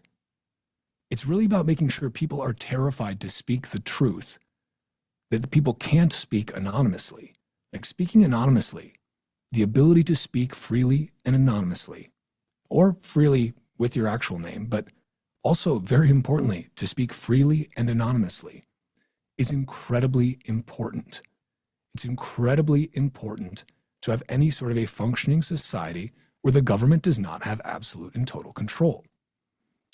What would-be totalitarians, what the furthest ends of the political spectrum in every direction want, like, you go to the extreme of any political spectrum, and it's authoritarianism, totalitarianism, right? Again, different sides of the same coin. What you need to implement a totalitarian state are several things. First, you need to be able to restrict and stop and punish, if you do observe it, any forms of dissent. Dissent cannot be allowed. If people can speak freely, people can speak freely. They can dissent. If they can say, I think what the government's doing is stupid and bad and evil, and I don't like it, and you shouldn't like it either, and we shouldn't take it anymore. They can't allow that to happen. The party cannot allow dissent. Now, let's say you say, look, we have free speech, but look, if you say certain things, then we got to throw you in jail, right? Because you can't say those things, right? You know, you can't do a racism or something like that. But the other part of this is, okay, they're speaking freely, publicly under your own name. That's one thing, and should be protected, and in the United States is protected, thank God. Not protected in most places. The United States is very unique. There are a couple other countries that do a good job to protect freedom of expression, right? But the United States is the last primary bastion of free speech, and we need to protect it. You need to be able to speak freely without the fear of reprisal, without the fear of violence done against you, right? Either by, by the government or by your fellow citizens. You need to be able to have that and to do so under your own name. But also, equally importantly, you need to be able to speak freely and anonymously. You need to be able to publish anonymously, right? This is what they are trying to get rid of. This is what they need to get rid of. Because if you can have a NIM online, an anonymous or pseudonymous account, and you can raise your grievances there, and nobody can find out who you are, who that pesky rabble-rouser is, that's a big problem for the would-be totalitarians. But they need to take it one step further also. So that's, speaking freely, publicly, and anonymously. There's also the issue of you can't allow people to speak freely in private either. You need to be able to control private speech. Now, this used to be a lot harder to do, actually, because we weren't so digitally connected, right? You wanted, you couldn't know what, two friends were saying to each other, in the pub, right? Couldn't know what revolution they were planning. Now, and technology is always a double-edged sword, right? And yes, we have strong encryption, and that is an incredible defensive weapon against these encroachments. But this is why governments want to have backdoors into all of the different encrypted messaging applications. Like right now, Signal seems like probably the best one still. WhatsApp is like, I don't know. I mean, it's still better than like Telegram. Telegram claimed it's really great, but okay. All I know is, I'm not the smartest guy in the world on this, but all of my actual cypherpunk friends are like, nope, Telegram is wide open. They say it's not, and they shit on WhatsApp, but they're both bad. The point here is that you have to be able to restrict private speech as well, because then people can, again, they can still speak freely and privately. And that's why you're going to see a huge push against VPNs, for one. That's on both sides of this, right? Just being able to access content that is restricted in your country, or mask your location. But then also you're going to see a crackdown on encrypted messaging.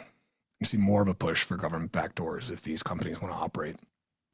This is why open source software is so important. This is why it's so important to let the genie out of the bottle and get these technologies into people's hands so that people can use them. And once the genie is out of the bottle, it does not want to go back in, thankfully. And so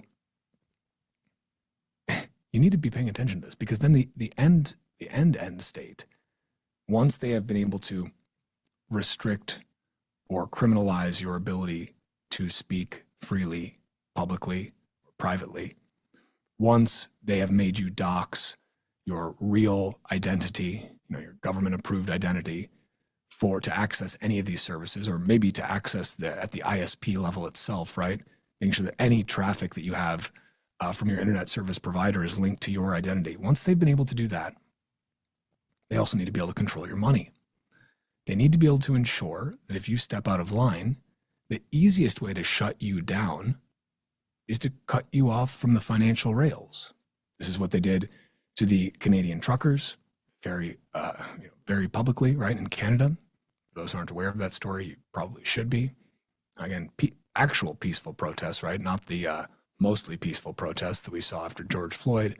Actually peaceful protests, protesting authoritarianism, protesting the crackdowns, the lockdowns that we saw during COVID.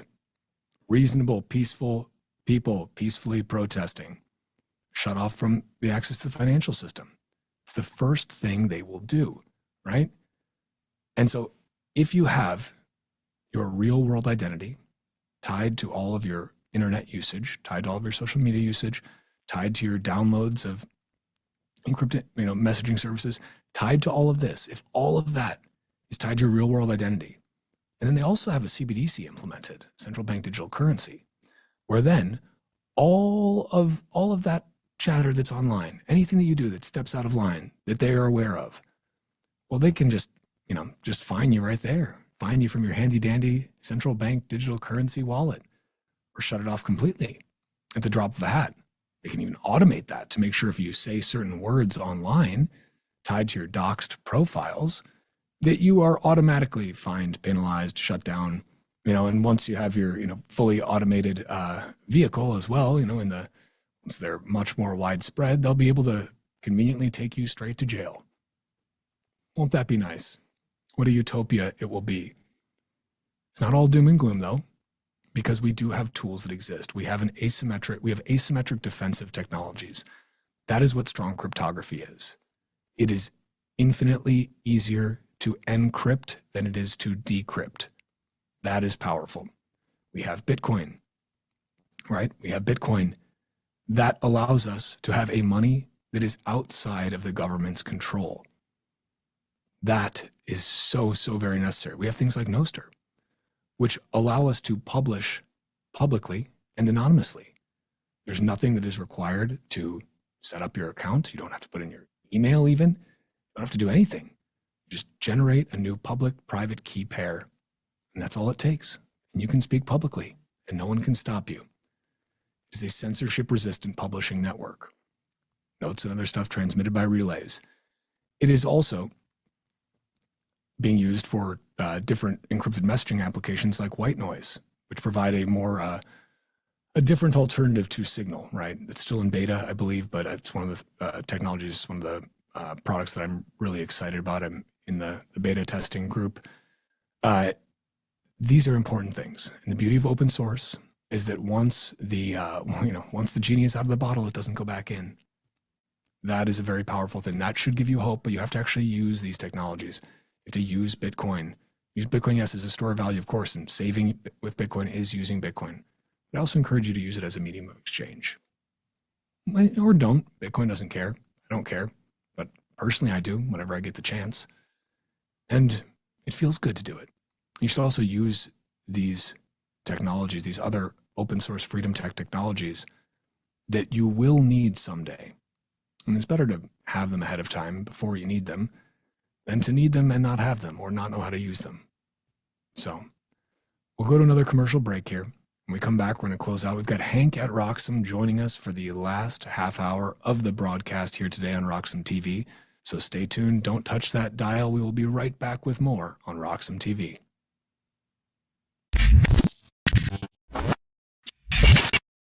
This is Alex. Alex spends most of his time thinking like a trader, still deciding what to do with his Bitcoin. While Alex waits for the perfect entry, this is Laura. She's watching the S&P drop. Everyone is suddenly a macro expert. She doesn't panic. This is Tom. No screens, no noise, no stress. While Tom focuses on his swing, his Bitcoin focuses on compounding. Because Bitcoiners don't want more dollars. They want more Bitcoin. I want more Bitcoin. The best move is letting your Bitcoin work while you plan the next one. Grow by Roxom. One currency, one place.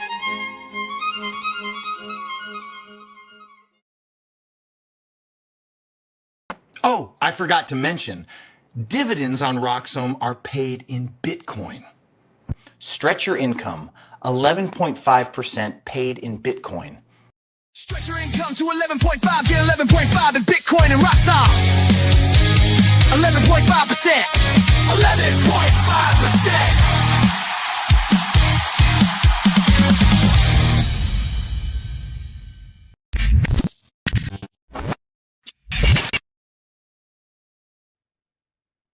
Welcome back to Roxom TV. I'm now joined by the one and only Hank at Roxom.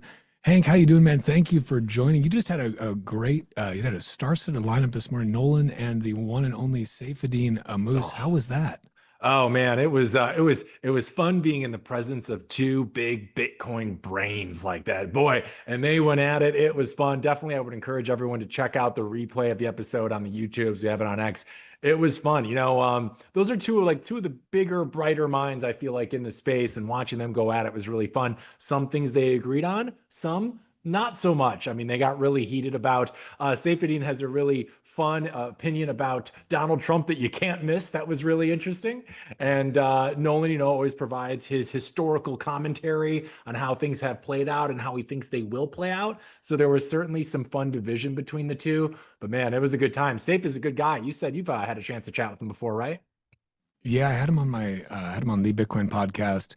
Gosh, it's been a year and a half or so ago. I've got to get him back on.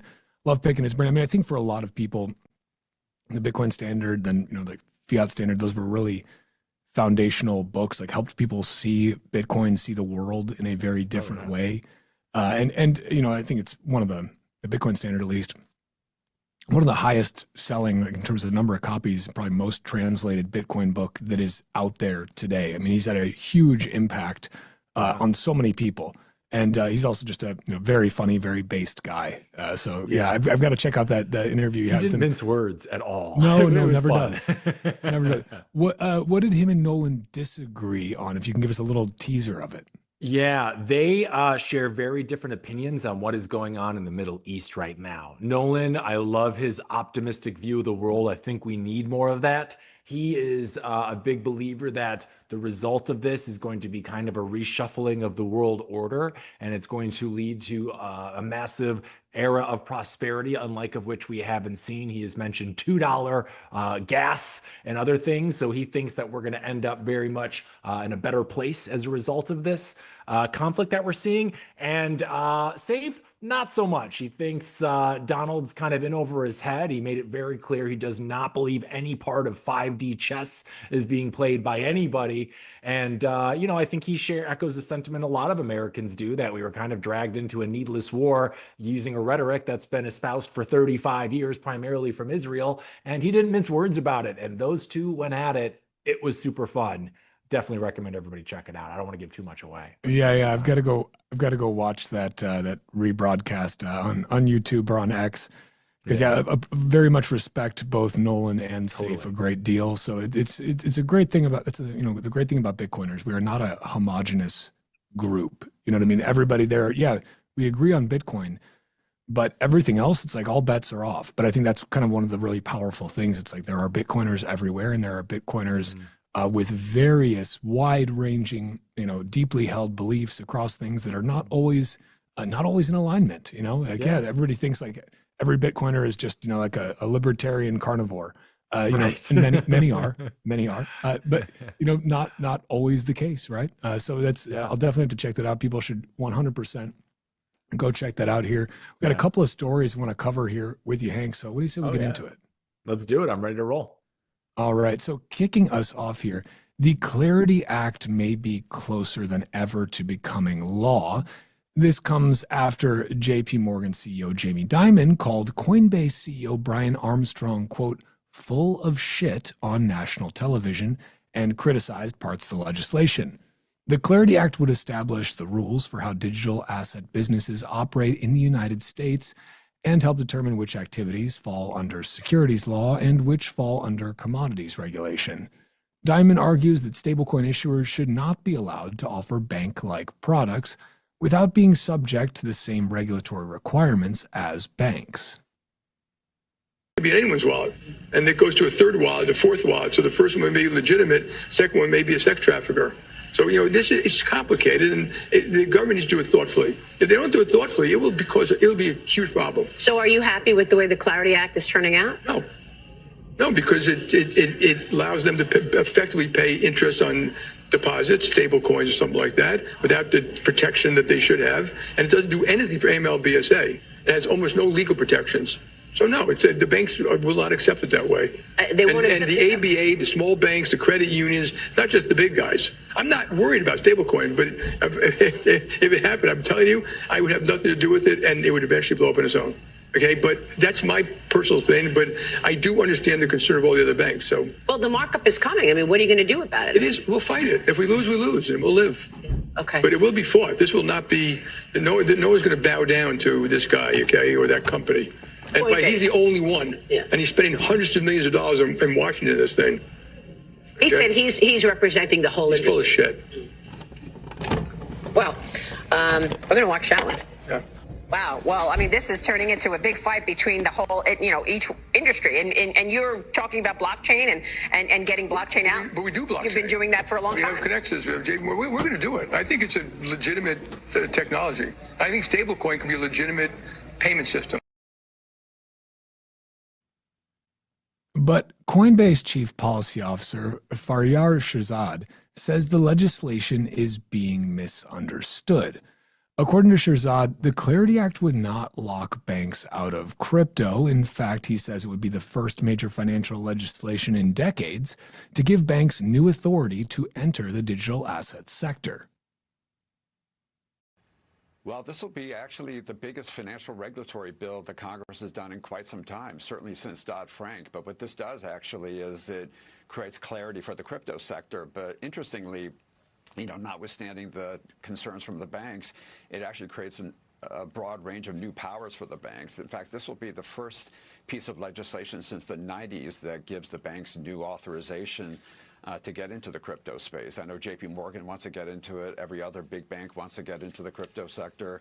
We are welcome their entry. We work with many of them in helping them build the services that they want to offer their customers. So it's a big, important piece of legislation. It's transformational in its nature, and and we're very, very close to getting it done.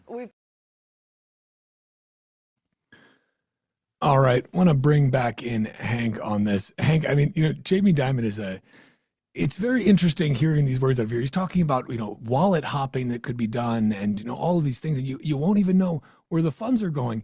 And I know you're thinking the same thing that I am about this, which is, you mean like when you were laundering Jeffrey Epstein's money? Yeah. I just, it's hard to take anything he says seriously when you know the kind of people he banks, allegedly, unknowingly. So if you don't know who you're banking, Jamie, which you said you had no idea of what he was doing, and I believe him. But then how are you trying to claim that there's an issue with know your customer, which is dog shit anyway? But okay, but it's just, how do you even take anything he says seriously at this point?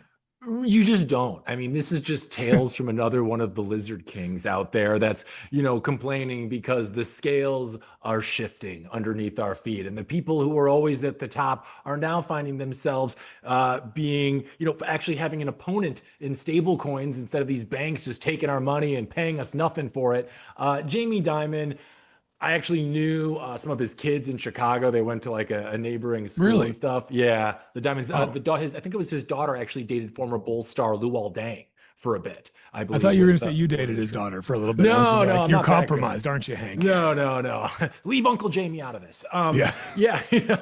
No, this is more of the same. This is more of the same. Was it 5 years ago? He was calling Bitcoin all of these things, and now JP Morgan Chase is offering, their ability to custody Bitcoin and cryptos and stuff. This is par for the course. Let the Lizard King say what he's going to say. Nobody should be believing anything out of Jamie Dimon. He's evil. I'm sorry. Oh, I mean, is that kind of where you're at with this? It's the big banks, man. Jamie Dimon's just he's an interesting character, right? He's not dumb. Nice way to put it. Yeah. He's not dumb, obviously, right? You don't get to where he is by being dumb, and you don't get there by not being ruthless. He is obviously ruthless. Yeah. But it is interesting. He's like, oh, we see the value, and of course, blockchain technology has value. Of course, now that we're building products around this, right? We're slapping after we've been called. But he's been so anti-Bitcoin for so long, and that's really leaving aside the fact that J.P. Morgan Chase, the bank that he is the CEO of, had to pay massive fines for laundering money for Jeffrey Epstein, leaving aside that fact. And of course, Jamie Dimon had no knowledge of it, naturally. He was not Jeffrey Epstein's banker, of course. He just ran the bank that banked Jeffrey Epstein and paid fines for So of course, I'm not alleging any wrongdoing on Jamie Dimon's part, naturally. I'm sure he just had no knowledge of it, just billions of dollars moving through his bank, but he didn't care. Anyway, leaving that aside. Yeah. Oh, go ahead. Well, the thing is, if Jamie Dimon really cared about this, what he would do is he'd get a bunch of his friends and they would all meet at the Capitol building and they would get flags and weapons and then they would storm the Capitol and make the changes that he wishes to see in the world. But I bet you he won't do that, Walker. I bet you he won't. He doesn't have the balls. He doesn't have the balls. He doesn't have the balls. Hey, he might get some of that slush fund if that ends up actually getting approved at some point. So who knows? There you go. But no, what I was going to say is for me, Bitcoin is such an interesting barometer, such an interesting litmus test, if you will, for so many different things. My main gal, Elizabeth Warren, who's just my favorite, as you know, wifey. Don't tell my wife, about my love affair with Elizabeth Warren. But for her, it's like Bitcoin is a litmus test to see if she's actually, quote, progressive. Because if you were actually progressive, you would be vocally as pro Bitcoin as possible. If you actually cared about, as she claims to, supporting the little guy and these things, that is what Bitcoin does. It allows anyone to use a money that cannot be co-opted by the state. That is beautiful, but she doesn't. So it's a litmus test to say you're anti-freedom, you are against the little guy because you're against Bitcoin. With Jamie Dimon, it's like, again, it's a different sort of litmus test for him, but a litmus test all the same. It's just saying, okay, like, are you just full of shit? Like, are you just genuinely full of shit? Yeah. I mean, and this is the interesting thing about like stable coins, and I'm curious of your thoughts on this. Something I've been thinking about is right now, actually, it's interesting. Bitcoin's almost being ignored in this Clarity Act conversation because really there's hardly anything in Clarity Act about that even affects Bitcoin at all. The only thing that more so affects Bitcoiners, open source freedom tech developer Bitcoiners, is the parts of the Blockchain Regulatory Certainty Act that were added in there to add developer protections. Okay, that aside, basically the whole fight right now is stablecoins. And I'm curious if you think, are stablecoins actually almost paradoxically like taking some of the heat away from Bitcoin? It's like, yeah, Bitcoin's not a threat. Bitcoin, that old thing, don't worry about Bitcoin. The real threat is the stablecoins. I'm curious of your take on that. That's a good question. I don't know. I mean, there could be a lot of reasons that people like stablecoins, especially these centralized networks that know you can shut off tether payments or whatever you want when convenient. In terms of it taking the heat off Bitcoin, yeah, I'd say a little bit. I feel like, if anything, maybe it's taken away some of the luster. I think, Bitcoin just, and I've been saying it, that was my cat's fault. I've been saying it kind of jokingly, but I do think it's important. Bitcoin needs to bring sexy back somehow because it's just not, people were thinking it was this thing that you could get 10x life-changing gains or whatever. The community around it really seemed to rally, and we just haven't seen that. And I don't know if it's because of necessarily the Clarity Act. Maybe it's just because the price, what is it now, like 67K or something? I think stablecoins probably play in the role in that. But to your question, or to your point, why do you think there hasn't been that much Bitcoin acknowledgement in the Clarity Act? Do you have any thoughts about why that would be the case? I think part of it is yeah, it's a fair question. Absolutely. I think the main part of it is just like from a legal or regulatory standpoint, Bitcoin has actually been pretty well defined for a while. It's been defined as a commodity from the CFTC for a long time, very clearly. Very much that's been laid out. Like the IRS has its treatment of it as property. Like it's pretty because Bitcoin is simple, right? Like it's complex in terms of understanding it and all the implications it has until you get to the Nolan Bowerly level of rabbit hole in all directions. Like that, that's complex. But on its face, it's like there's actually a lot of quote clarity, very much pun intended, around Bitcoin already. This whole thing is really, it's about the crypto side of the house, the shitcoin side of the house, the stablecoin side of the house. And so I mean, that's why. And shout out to the folks at BPI and all of the, Senator Cynthia Lummis and some of the others, good apples in the bunch that have really pushed for the Blockchain Regulatory Certainty Act developer protections to be included in the Clarity Act. Because that is what I care about. I care about, guys like Bill and Keone from Samurai Wallet not going to federal prison for writing open source software and then having the book thrown at them and having to plea down.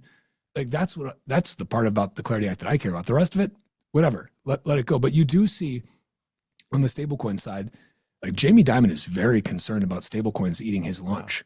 He is very concerned about that. You know, yeah, dude, let me play the world's tiniest violin for him. Yeah, you mean you can't get away with offering 0.01% interest to people because they'll get paid, you know, an actual interest rate somewhere else? Shocking. Yeah. I don't know. It's interesting. It's interesting. I'm curious though if it'll actually get done before midterms. That's what I'm really. I feel like it will, but you never know. And everybody, like all these things, when you watch these deliberations, you and I watched the Senate Banking Committees live. We did it here on Roxom. Offering our commentary, watching, you know, my gal Elizabeth Warren up there. It's all just, there's so much grandstanding, Hank. Like everyone's just performing for sound bites, and it's just kind of gross when you peel it back a little bit. But I don't know. I guess that's politics in the internet age, or I guess maybe that was just always politics. Now we just see it more. Yeah, I mean, that's just where media is right now. Literally any clippable moment from even one of these, whatever we call it, these congressional hearings, you know, can spread like wildfire, and people know that. So every opportunity, or for anything that's being filmed, is an opportunity for more content. And the government is certainly not an exception to that rule, as we've seen time and time again. And we're talking about clarity. I would love to get really quick before we move on, Walker, your thoughts. I saw this really long thread on X today, and I was curious if you knew the actual ruling on this. A gentleman was saying about how he purchased Bitcoin near the top recently, but he's like, I just sold it and then I bought back, and now I can claim whatever X amount in capital gains. He was alleging that the wash rule, I think it's like $3,000 a year that you use for stocks,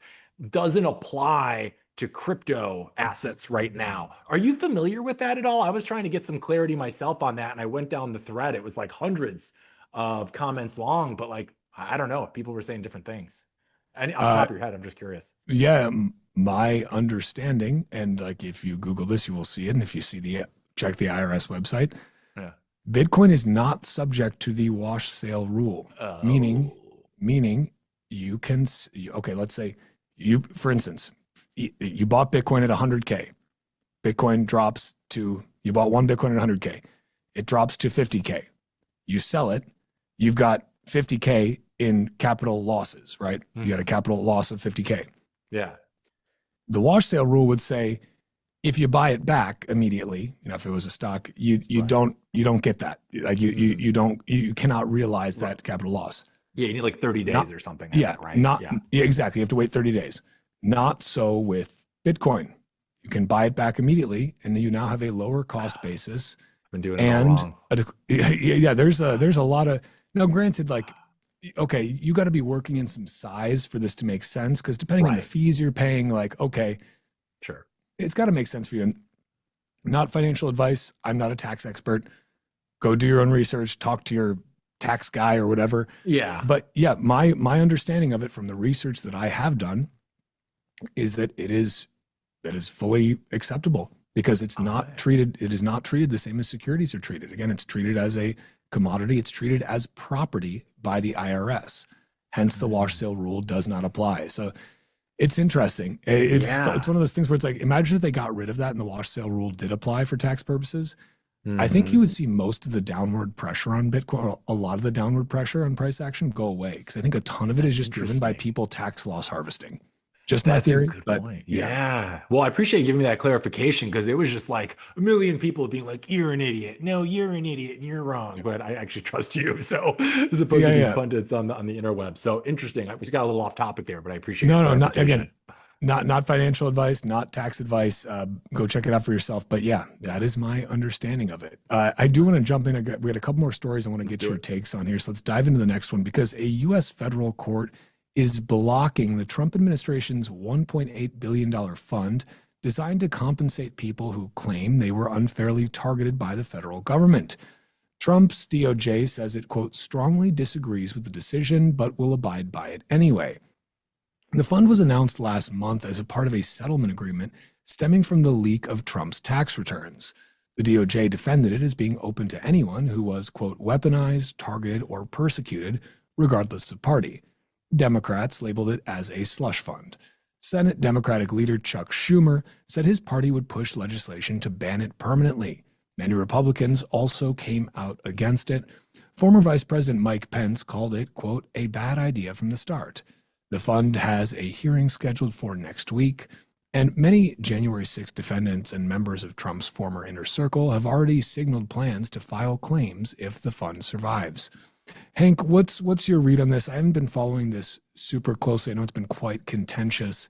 Yeah. But yeah, I'd love your take on this. I know you've got some thoughts. Yeah, this thing was crazy to begin with. I think this resulted, right? Didn't Trump sue the government or something? And then he's like, just give me the money as a fund that I can use and delegate however I see fit. This was problematic from the jump. I think January 6 riders can still somehow apply to this because they're like they were like politically targeted by Biden because that old sleepy guy had a real vendetta against everybody, right? It's silly. This whole thing was silly. When all these members, including your former vice president, are like, this is dumb.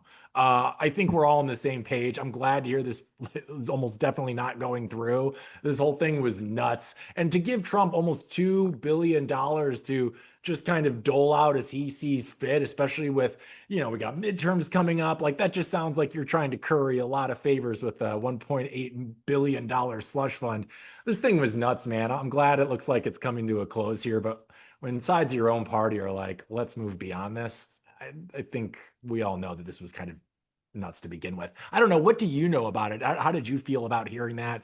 I mean, the government these days, man, it's pretty wacky. I don't know what to make of it. So, I mean, leaving aside, because I don't know the technicalities of how the framework of the fund was actually structured, but leaving that aside, I do think this is like outside of Trump, outside of Biden, just as a general principle. I think that one thing that people are rightly concerned about more broadly is, let's say, political reprisals coming when party powers shift, because that pendulum always swings. And this is part of the problem, is that both sides of this are always concerned. It's like, well, when the other party gets back in power again, which we know they will, like just give it enough time. Like we know that we may be subject to maybe outsized attacks. Now that does seem to swing more one way than the other. I mean, but at the end of the day, it's like I think this is part of the problem when ideology becomes intertwined with politics, where it becomes this true. It's not just that person has a different opinion about who they want to vote for than me, and that's okay. We're at this point where things are so polarized, where it's like, well, I can't possibly be friends with a MAGA person, or I can't possibly be friends with a liberal, or whatever. These ideas that like the other side is bad and we're the good guys. And there's no way around that. That's just the reality of the case. And so when you've labeled the other side as the evil side, the bad side, when they are what is wrong with everything, when every one of them must be, bad to a man, to a woman, to a child, then you can justify a lot of messed up stuff, against them. So that's what I see as the larger problem here, is just the overwhelming polarization that we see. And I think it probably will get worse before it gets better. I don't know, but it's I think Trump also broke a lot of brains. You know what I mean? This is, and you know me, this is not me endorsing. I'm just saying, the reaction to him always has just been this crazy over the top thing, where it's like, if you are supporting Trump, you must be an evil, heinous person who wants to, come in and strangle my puppy. It's just like everything is taken to these extremes. And this is how you see, this rhetoric does eventually, bleed into really, mentally ill people doing horrible things, or whether it's mentally ill people or, foreign state actors engaging in things like, the murder of Charlie Kirk, who knows? But when you can demonize the other and make them the subject of all of the woes that you see, and that they are trying to, that their words are a danger to you, you can, a mentally ill person, and apparently more and more people are mentally ill these days, can justify a lot of things against that. And that's what I worry about the most. Again, I'm not intimately familiar with the exact details of the fund structure, what was proposed. So I guess that would just be my broader warning, is remember that people are people. right? Yeah. And just because somebody has different politics than you do, it doesn't mean they're a bad person. Doesn't mean that they're evil. You should still be able to be friends with them. I mean, unless they're a raging communist, in which case they're advocating for an ideology that's killed hundreds of millions of people worldwide, and then they're mentally ill, and you should probably stay away from them. But besides that, Yeah, well, no, you touch on like a really important thing here. And actually, I think Bitcoin in a weird way is one of the solutions to this extreme polarity we're seeing, because I feel like we live in this world now with both sides where it's like we have to have some kind of completely opposing worldviews because we're on different sides of the aisle. But when you both sides have something like Bitcoin, which is something everybody should be easily able to believe in because what it stands for. And right now we know it's kind of associated with the right a little bit. But when you talk about like self-sovereignty and like being fiscally responsible with money, I would think those are things that we can all get on board with. Instead, we're this like, it's always a political fight. It's always a condemnation of the other side. And we really should be looking for these like few elements that we can actually agree on across party lines, because like you and I don't always agree on the same stuff, Walker, and the same thing with Nolan. We have our differing opinions, but we're always able to talk it out in a, what's what I'm looking for, a respectful and productive manner. But when you just have people yelling across the aisle at each other, literally nothing gets solved. So it's like we need to figure out a way as a country to find something we can all believe in, so I can look at my neighbor across the aisle, or anybody can, and be like, we have differences, but we're not that different. And I think that's something Bitcoin actually does for a lot of people. And it could end up being one of the best things about it. Who knows? I completely agree with that. And it goes back to what we were talking about Bitcoiners having such an actually diverse, like Bitcoiners are very diverse, not like DEI diverse, not like a weird forced diversity, like really diverse, both in where they are from, both in their ideology, like everything. But they agree that freedom money is a good thing. And it's like, I know a lot of Bitcoiners that are very progressive, quote, progressive. I'm not saying that as a slam on them. Like I'm saying that that's how they would self-identify, right?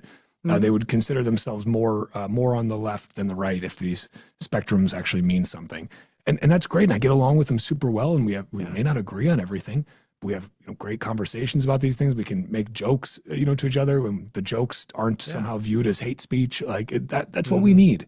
We need to be able to make jokes, at each other. We need to be able to make fun of each other and to laugh at ourselves too. There's plenty to laugh at. I laugh at myself all the time.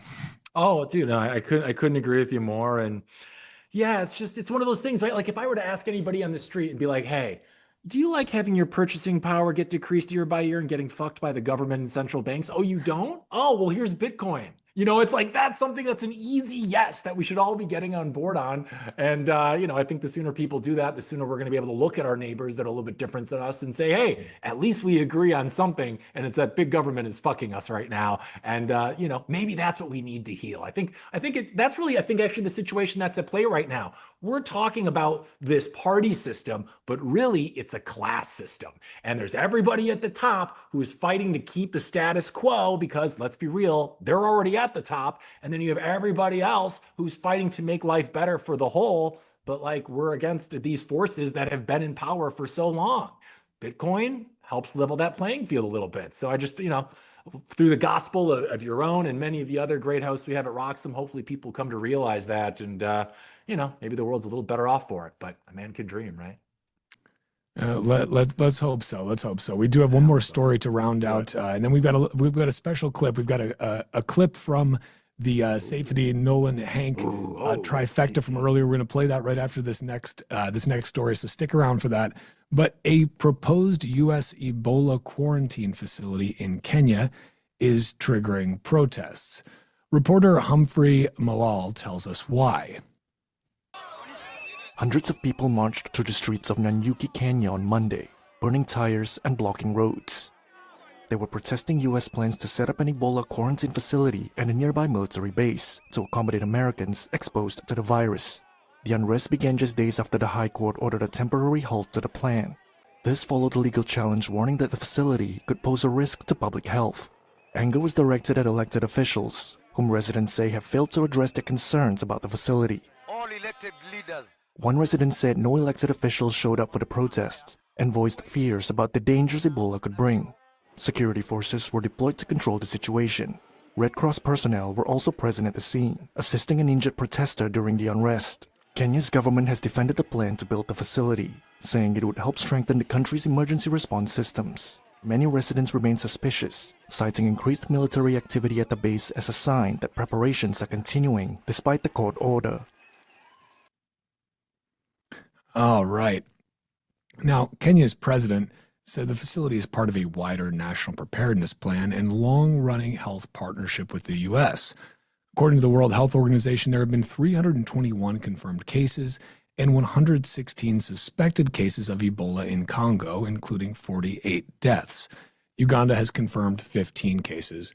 Hank, I want to bring you back for this. I was just looking at some of the numbers from recent years, and this number of cases doesn't seem to be a huge outlier in terms of the overall. This isn't as nearly as bad as it got in a couple of decades ago and whatnot.